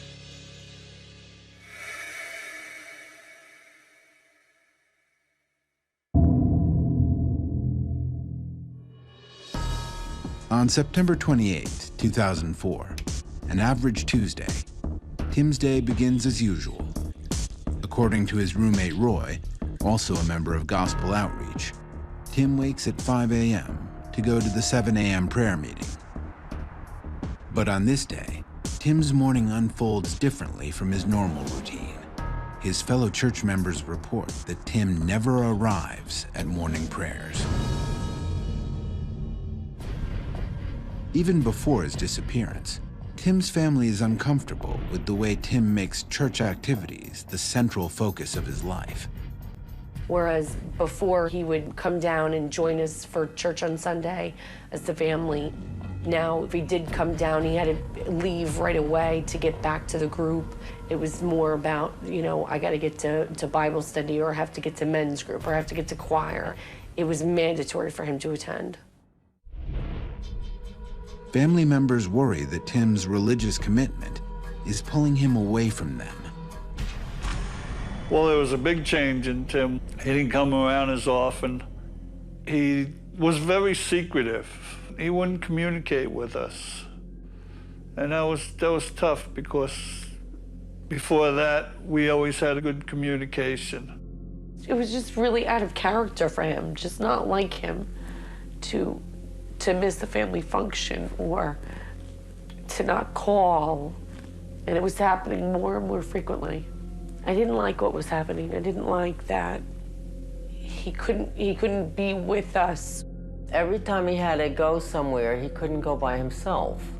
When my sister was in the hospital, he would come down to see her, but he always had somebody else with him.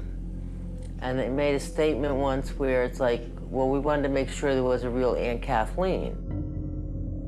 Phyllis Carney sensed a pressure on Tim to distance himself from his family. I think they don't want you to talk to anybody else outside the group because they always said, well, don't tell anybody about us because they won't understand. Rick Ross is consulted nationwide by families and law enforcement. He has made a career studying religious groups, including Gospel Outreach and Pastor Lethbridge. In my experience, the families that have loved ones in Gospel Outreach have very limited communication. When a group isolates members, they do that in order to create a kind of bubble. If they can control everything that goes into the mind, they can control the mind itself.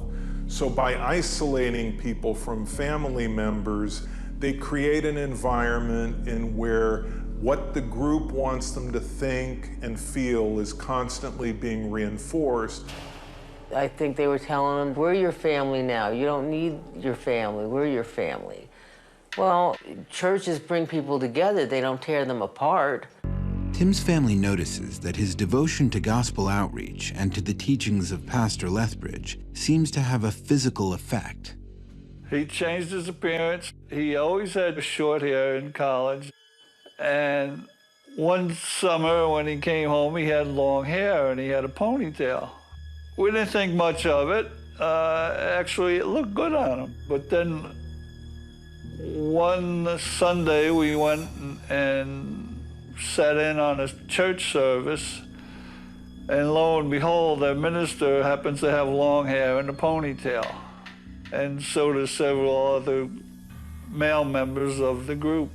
But then one day he came home with short hair and surprised me. Then we saw Lethbridge right after that, and Lethbridge had cut his hair. Gradually, Tim's parents begin to see gospel outreach as very different from the kind of church in which the Carneys had grown up.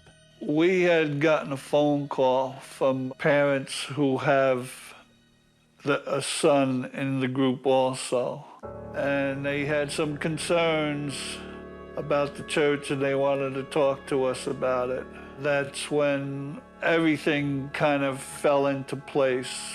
Things that we joked about, we thought was kind of funny, but once we started talking to these people, it wasn't funny anymore.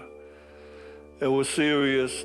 We know he's a smart boy. We didn't think he'd be sucked into a group that would influence him like they did. In 2003, the year before Tim disappears, his ties to gospel outreach grow even stronger when he begins seeing a woman who is also a member of the congregation. He came home and said he was courting. That's the word they used. I said, well, what kind of word is courting? I wasn't, they don't use that word anymore. That's such an old-fashioned term that was a little strange too, I thought. Tim's family was bewildered by his dating rituals. They could sit next to one another, but they couldn't hold hands. If they wanted to hold hands, they had to hold a fork. She held the fork halfway, and then he would grab a fork the rest of the way. And that was their way of being with one another. They couldn't touch. At Tim's college graduation party, his sister Megan noticed that some members of gospel outreach seemed to have more conservative customs than other couples she knew. There was 3 people watching TV, and the couple that was supposed to have been together weren't sitting next to each other on the couch. There was somebody in between them. It seemed like none of the girls could ever be alone with their significant others. There always had to be like a person watching to make sure that they were following the rules. When his parents bring up what they perceive as the church's strict doctrines, it becomes a source of tension in the family. We try to avoid talking about the church because then that only goes into an argument, and then we start yelling at one another. He was constantly trying to prove to us that it was a legitimate group, or it was a good group, or that there was nothing wrong, that everything was fine and happy. I think part of that is that he wouldn't want my mother or my father to worry. But part of that is almost as if maybe deep down he knew that some of the things that they were doing weren't how we were raised or how we grew up. All the Carneys knew of gospel outreach was what they heard from Tim, that it was a Christian fellowship devoted to studying the Bible. Despite his family's concerns about the strict lifestyle that gospel outreach seems to require, Phyllis Carney sees Tim's relationship having a positive impact on her son. Oh, he seemed very happy. He really did. He seemed very, very happy with her. I mean, he brought her to the family Christmas party. If he's happy, then you're happy. But about 7 months after Tim's relationship begins, the Carneys learn some disappointing news. One day he just came and said they had broken up, and that's all he would say. Looked like he was upset about it, but he wouldn't talk about it. And that was it.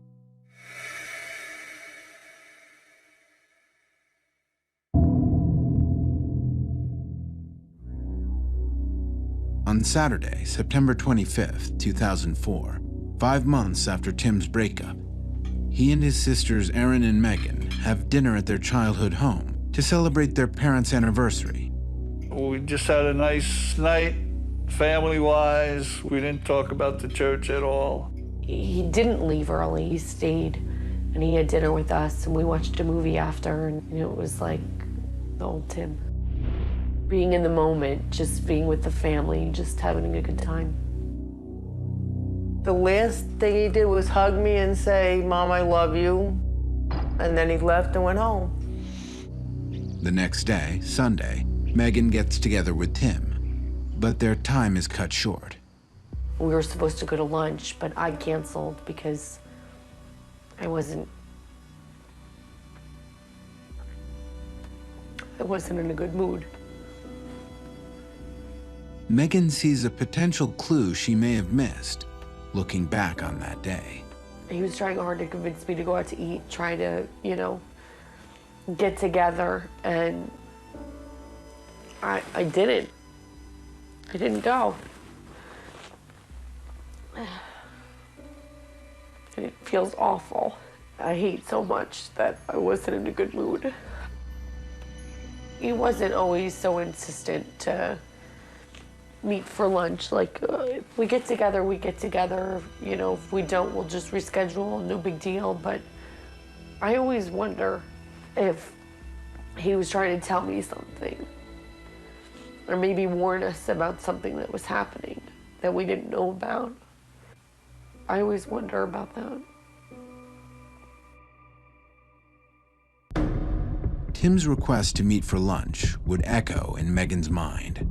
Just 2 days later, on Tuesday, September 28th, Tim never shows up at morning prayers and disappears.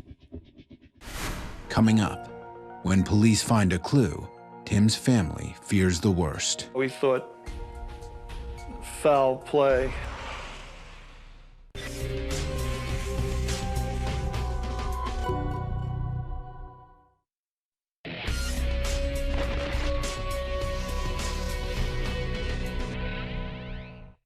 On Saturday, September 25th, 3 days before he disappears, 25-year-old Tim Carney spends the evening with his family at his parents' home in Edison, New Jersey. As he leaves, Tim hugs his mom goodbye and says he'll see her next week. The following Tuesday, September 28th, Tim gets up at 5 a.m. as usual to go to the Gospel Outreach 7 a.m. morning prayers. But Tim never appears. By 9 a.m., when Tim doesn't show up at the unemployment office where he works as a claims examiner, his coworkers assume Tim is just late. According to his colleagues, this had become common, especially since his breakup. Then, just after 9 a.m., Tim calls his supervisor to say he'll be late. But by 10 a.m., Tim hasn't arrived. Calls to his home and cell phones only reach his voicemail.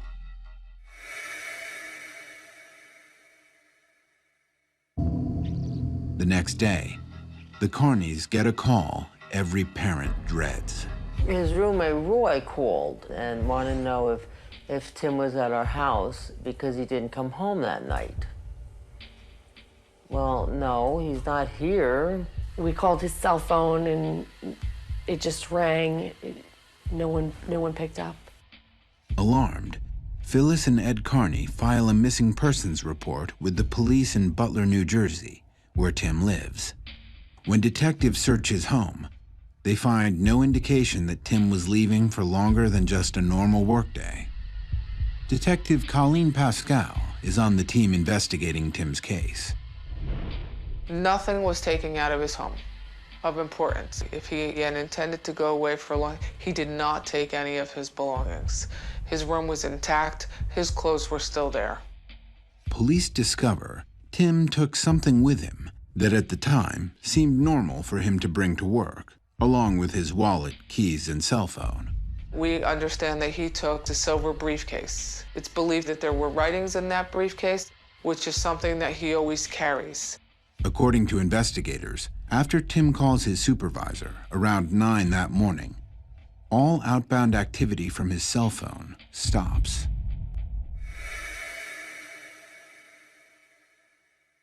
On Wednesday, September 29th, the day after Tim vanishes, a clue appears. We received information that somebody had found a wallet. A patron at the Lyndhurst Diner spots Tim's wallet in the eatery's parking lot. The restaurant is on Route 23, halfway between Tim's apartment and his office. Police learn from the diner's employees that someone matching Tim's description used to eat breakfast there often. Unfortunately, by the time police received the tip about Tim's wallet, it has already been sitting at the diner for several days. When the wallet was found, they called the phone number that was in his wallet, and his roommate obtained the message, but the message didn't get to the police that day. The police didn't find out about the wallet for quite some time. They could have questioned people a lot sooner instead of quite a few days after. Police canvass the area around the diner, but find no leads. The wallet still contains Tim's credit cards, leading police to believe this was not a robbery. What's missing also doesn't suggest foul play to Al Schumann, a private investigator hired by the Carney family 6 months after Tim disappears. Curiously, what was missing from the wallet was nothing except his driver's license and his college identification card. Since nothing valuable is missing from Tim's wallet, investigators now reason that he may have left it there himself. If so, they need to find out why.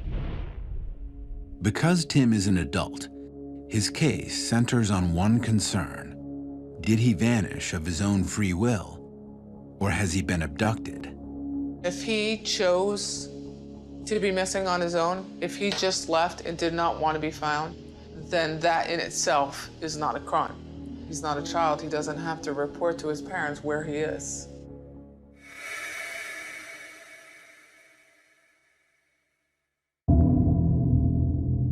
Three days after Tim vanishes, there's a new development. In Newark, about 35 miles from Tim's home, construction workers discover an abandoned car.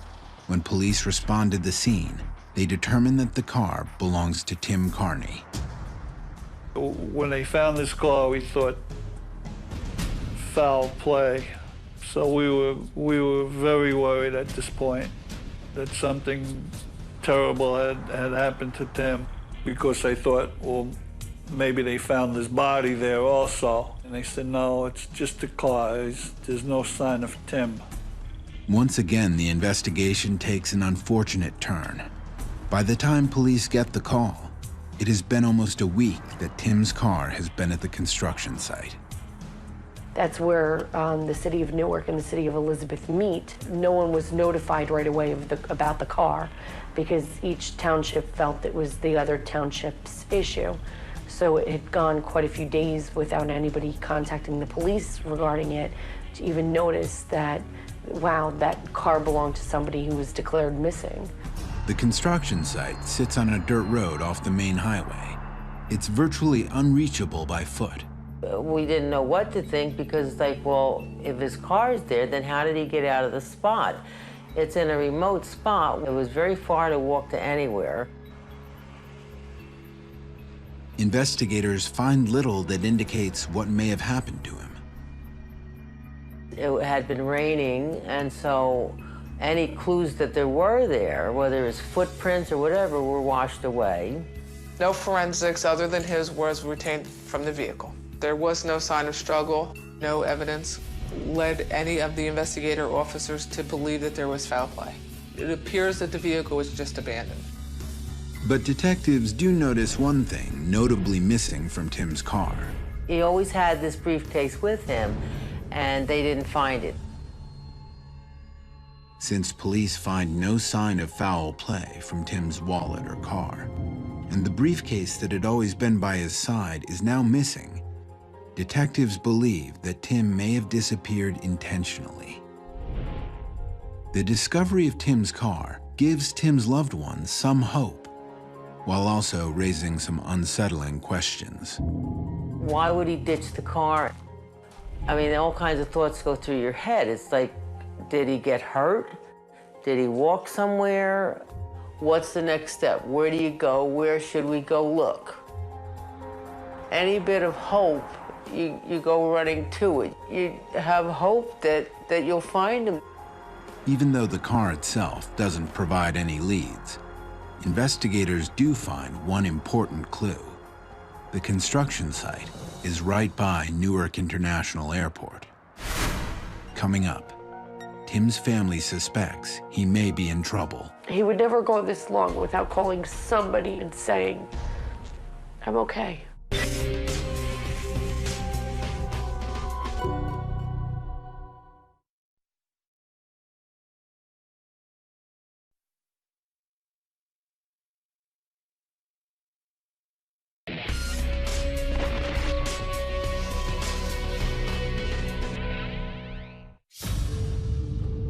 Mysterious signs of 25-year-old Tim Carney have been turning up after he disappears on Saturday, September 28, 2004. Tim's wallet is spotted in a parking lot the next day. Then, police find his car in a remote location about 35 miles from his home. There are no signs of foul play, but they do notice that his briefcase is missing. His briefcase, containing his writing, was the one item Tim was known to always keep with him. Since Tim's car is abandoned near Newark International Airport, police reason he may have boarded a flight. Tim's father, Ed Carney, believes that his son could have headed to Canada. We thought he might have gone to Canada because he knows people in Canada. He speaks French fluently. He had 7 years of it in school. At the time of Tim's disappearance, a driver's license was sufficient travel documentation for U.S. citizens to enter Canada. Since Tim's driver's license was missing from his wallet, it's possible he could have crossed the border. Phyllis Carney believes her son may have been looking for a way out of what they saw as the restrictive life he led as a member of the Gospel Outreach Church. If Tim was going to leave the church, I don't think he would have told us. And so I think he might have thought in order to leave the church, this was the way to do it. The pressure might have just gotten to him. Initially, Tim's family wants to believe their only son will soon return. We thought maybe he's got to clear his head and then we'll see him again. But as the days stretch on, the Carneys also find something troubling in Tim's disappearance. Even if he left of his own free will, they wonder if something may have happened to him. I just know my brother enough to know that he would never do this to my parents. I mean, we're a pretty close family. He would never go this long without calling somebody in our family and saying, I'm okay.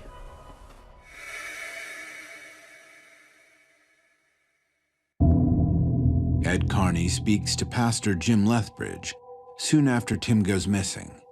Just days later, members of his church and Lethbridge leave for a weekend retreat. And he told me when they come back, he'll give me the full support of him and the church and looking for Tim. I thought it was odd that they all decided to go away for a weekend and not help me find Tim. Rick Ross has seen this response to a disappearance with other religious groups. When there's a group and it's very small, like the Lethbridge group, which has just a handful of members really, and someone important like Tim Carney leaves, who everyone regarded as at one time a loyal and devoted member, it creates doubts in the group. So in order to get a handle on that, a leader may sequester the group and go into a kind of retreat where he or she can then spin the departure of the valued group member for damage control. Once Gospel Outreach members return from the retreat, the Carneys hope for their support in the search effort. I specifically called Pastor Lethbridge to request his assistance, and he just was unavailable. He couldn't be bothered. They might have known if he was depressed. He was with them more than he was with us. Any one of them could have helped us, but nobody talked to us, nobody called. And that's more disappointing than anything, that nobody wanted to help us. After private investigator Al Schumann also reaches out to Gospel Outreach members, he says he gets minimal cooperation. The church members were reluctant to speak. As a matter of fact, they were very curt and abrupt in response. Then, Ed and Phyllis Carney speak to other parents of Gospel Outreach members. They report learning that Tim's congregation has a very different understanding of his disappearance. And I was shocked to find out that they're told that Tim's okay. According to the Carneys, Jim Lethbridge has given his congregation a disturbing account of Tim's disappearance. That Tim is not missing at all, and that his parents know his whereabouts. He told them we kidnapped our own son. He just feels that my parents have done something with him and that, you know, we're hiding him. We're certainly not hiding him. We're trying to bring him home. Still pursuing the theory that Tim might have boarded a plane, investigators examine travel manifests in the hope of finding Tim's name on a flight out of Newark. Their search comes up empty, as do Al Schumann's inquiries with Canadian authorities. I contacted the Royal Canadian Mounted Police. They said that at that point, border patrols had tightened to the point where they were almost certain that he could not have gone into Canada from the United States without being detected. But investigators realize that Tim could have found a way to make himself nearly invisible to anyone trying to track him. The search for Tim Carney might be targeting the wrong person. He could have assumed a new identity due to his employment. Tim's position at the state unemployment office put dozens of Social Security numbers within his reach, giving him the ability to create an entirely new identity. If Tim did assume another identity, it would be virtually impossible to track him among the thousands of passengers who travel daily through Newark Airport. Phyllis Carney suspects that with a new identity, Tim could easily avoid detection. He's a very average-looking guy. I mean, he doesn't have blue hair. Is it possible that Tim, the amateur mystery writer, could have created the ultimate whodunit? It's like it's a mystery novel without the ending. Coming up, Tim may be closer to home than his family realizes.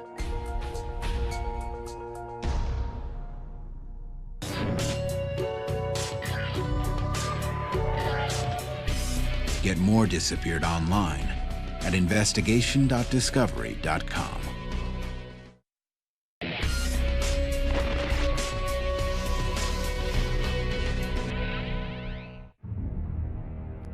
"25-year-old Tim Carney has gone missing. According to his family, he may have wanted to escape his life in the Gospel Outreach Church, a congregation the Carneys saw as isolating and controlling. Tim's family hears that Gospel Outreach pastor Jim Lethbridge has told his members that Tim has not disappeared at all, and that his parents know where he is. Since Tim had access to countless Social Security numbers through his job at the unemployment office, investigators consider the possibility that he could be traveling under a different identity.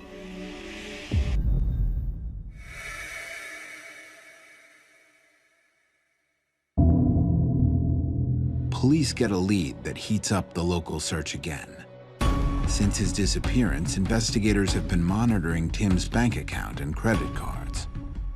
For 3 days, the accounts have shown no activity. But suddenly, on the 4th day after Tim goes missing, bank surveillance images reveal a man accessing Tim's checking account. On October 2nd, there was an image taken of a male party withdrawing money from his account. He's wearing a baseball cap, and the baseball cap was pulled down very low over his eyes so that you could not see who the individual was. Clearly, the individual is trying to hide themselves from the camera. The bank is located about 7 miles from the construction site where Tim's car is found abandoned, and about 24 miles from his usual branch. The man in the surveillance image hands the teller a withdrawal slip in the amount of $1,000, just $100 short of the entire balance in Tim's account. When police interview the bank teller, she reports a curious observation. The person making the transaction had a red, splotchy rash all over his hands. I knew it was him. He had psoriasis starting in high school. I could tell it was him. I could tell it by his hands. According to his parents, Tim's psoriasis tended to flare up at specific times. Stress plays a role in it, so that would be something that would tell us that it was Tim. Detectives show the bank teller photos of Tim, and she identifies him as the man who made the withdrawal. Upon inspecting the withdrawal slip, police discover that it includes Tim's driver's license number as proof of ID. The evidence confirms investigators' belief that it was Tim making the transaction. When authorities check the bank's surveillance images, there is nothing that suggests Tim was being forced to make the withdrawal. The individual who was there did not appear to be under duress. But Tim's sister Megan isn't convinced that the man believed to be Tim was acting alone. There was no parking lot shots to see if he was by himself or with somebody else. Without his car, it would have taken Tim over 2 hours to walk from the construction site near Newark Airport to the bank. Investigators believe someone may be driving him around. But the question remains, even if Tim is with someone, is he in trouble? Authorities examine Tim's financial history for clues to his disappearance. What they find surprises even those closest to him. Tim had approximately $20,000 in credit card debt, a huge sum for anyone, particularly a civil servant making around $35,000 per year. He did not have a lavish lifestyle. He lived in a local apartment complex. He drove a basic car. Oh, we figured he was doing okay. He's got a decent job. He's making a living. He was making ends meet. Tim was the last person his family would expect to be in debt. My brother was always good at saving. If he wanted a computer, my parents wouldn't buy it for him. He was always really good about saving to get whatever he wanted. He always had money. He always had some type of emergency fund. But when authorities investigate his work life, they learn that Tim often borrowed money from his coworkers. Sometimes he didn't even have the 70 cents tolls to go home with. You know, he'd have to borrow that. He'd borrow money for lunch. Tim's family suspects that his involvement with gospel outreach may have been a factor in Tim's large debt. When he joined gospel outreach, we started to notice that he didn't have as much money as he did before. According to police, Gospel Outreach informed them that as a nonprofit organization, it collects annual dues that total about 10% of each member's yearly income. The Carneys believe Tim may have felt pressured to give Gospel Outreach more than just 10%. He was giving a lot to the church. He got a part-time job also on top of his full-time job. We didn't realize the income that he had. It just wasn't enough to live on after all that he was giving to the church. I do believe that he may have had to pay using credit card debt and things like that to remain a part of this congregation. According to Tim's family, the impact of his contributions to the church was evident. I just remember a conversation with my mother and my brother. My mother telling him that, he needed new shoes. And I remember my brother getting upset and telling her that you're expected to give 10% or more than 10%. 10% seemed to be the minimum that they were expected to give to gospel outreach and Pastor Lethbridge. Still, investigators have no way of knowing whether finances, church-related or otherwise, play any role in Tim's disappearance. With no new information, the search for Tim Carney begins to look bleak.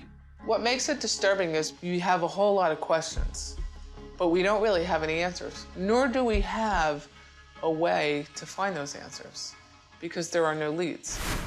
Coming up, witnesses say they've seen Tim, but is it him? And is he in danger? He seemed very tense and very nervous.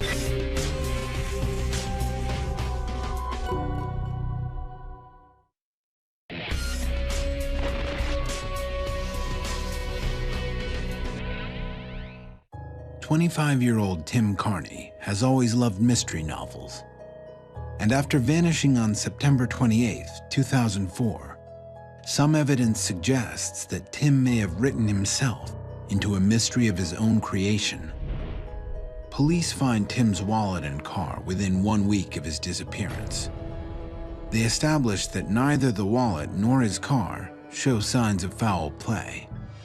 Then, a man looking like Tim appears on bank surveillance footage, withdrawing nearly all the money in Tim's checking account. With hopes that Tim might still be nearby, the Carney family works tirelessly to find him. I was passing out flyers, various businesses and restaurants along Route 23, the corridor where Tim would drive his car to and from work.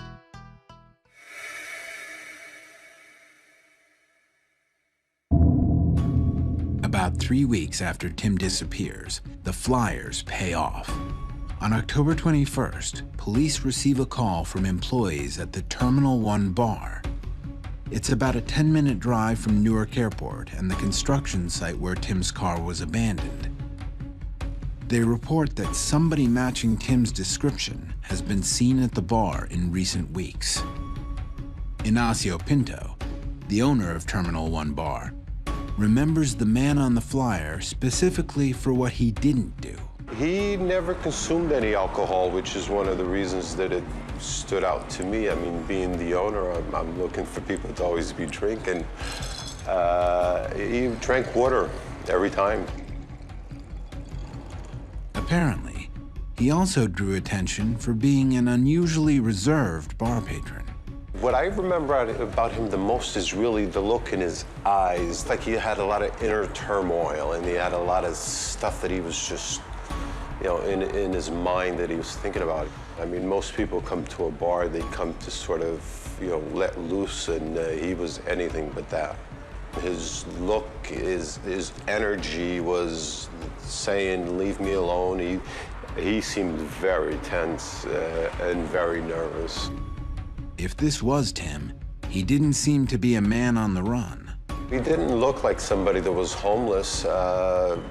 He was fairly well dressed. He wasn't dirty in any way, but he was always dressed the same. A pair of slacks and a button shirt. Sort of office wear. Looking back now, I think he was just killing time more so than anything. I think he probably didn't have any other place to go to, and this was sort of a place for him to spend some time. Ignacio recalls clearly the last time the Terminal 1 bar had a visit from the man he identifies from the flyer. We had a problem with him, which I believe was the last time that we saw him here. After keeping to himself for about 2 weeks, the normally quiet customer shows a sudden change in attitude toward a female bartender when he accuses her of stealing his wallet. He caused a ruckus because the bartender said, you know, look, you gonna buy a drink or not? And then he accused the bartender of stealing his wallet and just making a scene at the bar. My bartender wanted him thrown out because he was rude, it said something that was inappropriate, and he tried to reach and grab her. We just asked him to leave, he left, and he didn't really put up a fight. He just took off. And we never saw him after that. The report of this incident leaves the Carney family concerned about Tim. He's not a confrontational person. He didn't like fighting with his sister. He didn't like fighting with anyone. That's not the Tim that we know. I don't know if he was doing that to bring attention to himself, that he wanted to be found.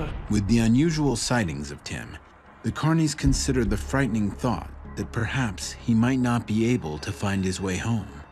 We were thinking at that point he might have hit his head. Maybe he didn't know who he was. We went everywhere we could think of because if something did happen and he didn't know who he was, I'm sure your whole personality changes.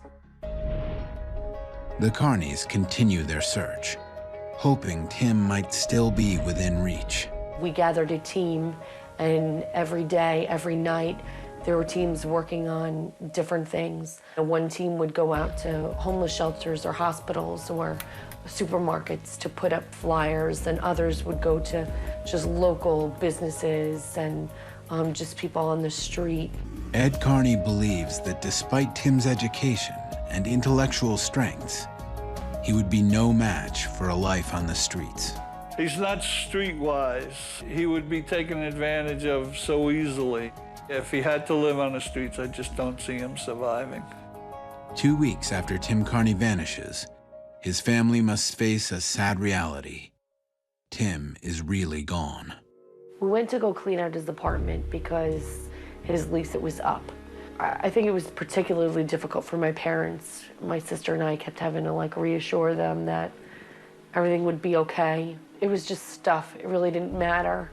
What mattered is finding him and bringing him home, not how many shirts he had in his closet or what was on his coffee table.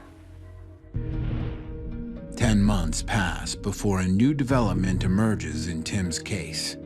When private investigator Al Schumann is canvassing the area around the Terminal 1 bar, he uncovers a lead. Employees at a deli near the bar say they spotted Tim 2 to 3 months earlier, in the spring after his disappearance. That particular deli was a real find. They definitely identified him by his photographs. He frequented that place 2 or 3 times. The man usually bought a soda. It's another purchase that makes Al confident this could be Tim. He bought a phone card which would explain no further cell phone calls from or to anyone. However, further searches of the area come up empty. The investigation hits a wall.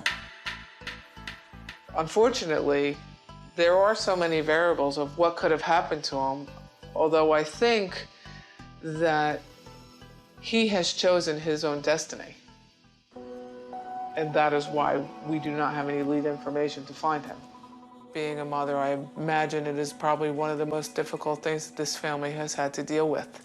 Not knowing what happened to their son. One way or the other, the family needs some type of closure to move on with their own lives.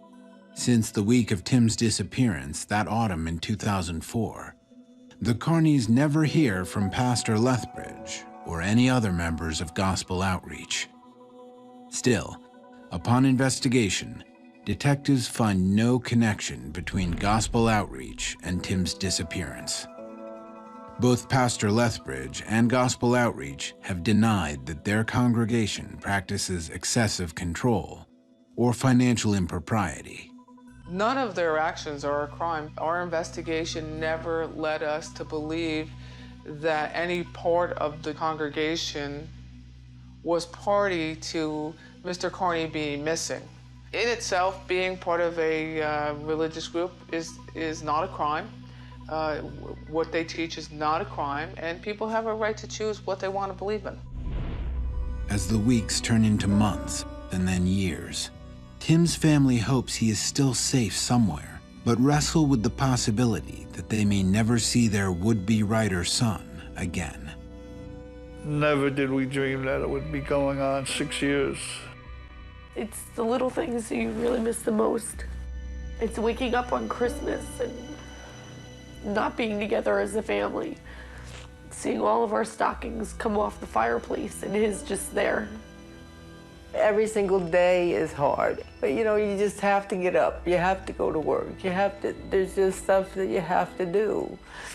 You don't want to do it. You want to stay under the covers and hide, but you can't. I hope he's well. It's the not knowing that's what's the big puzzle. That's what hurts.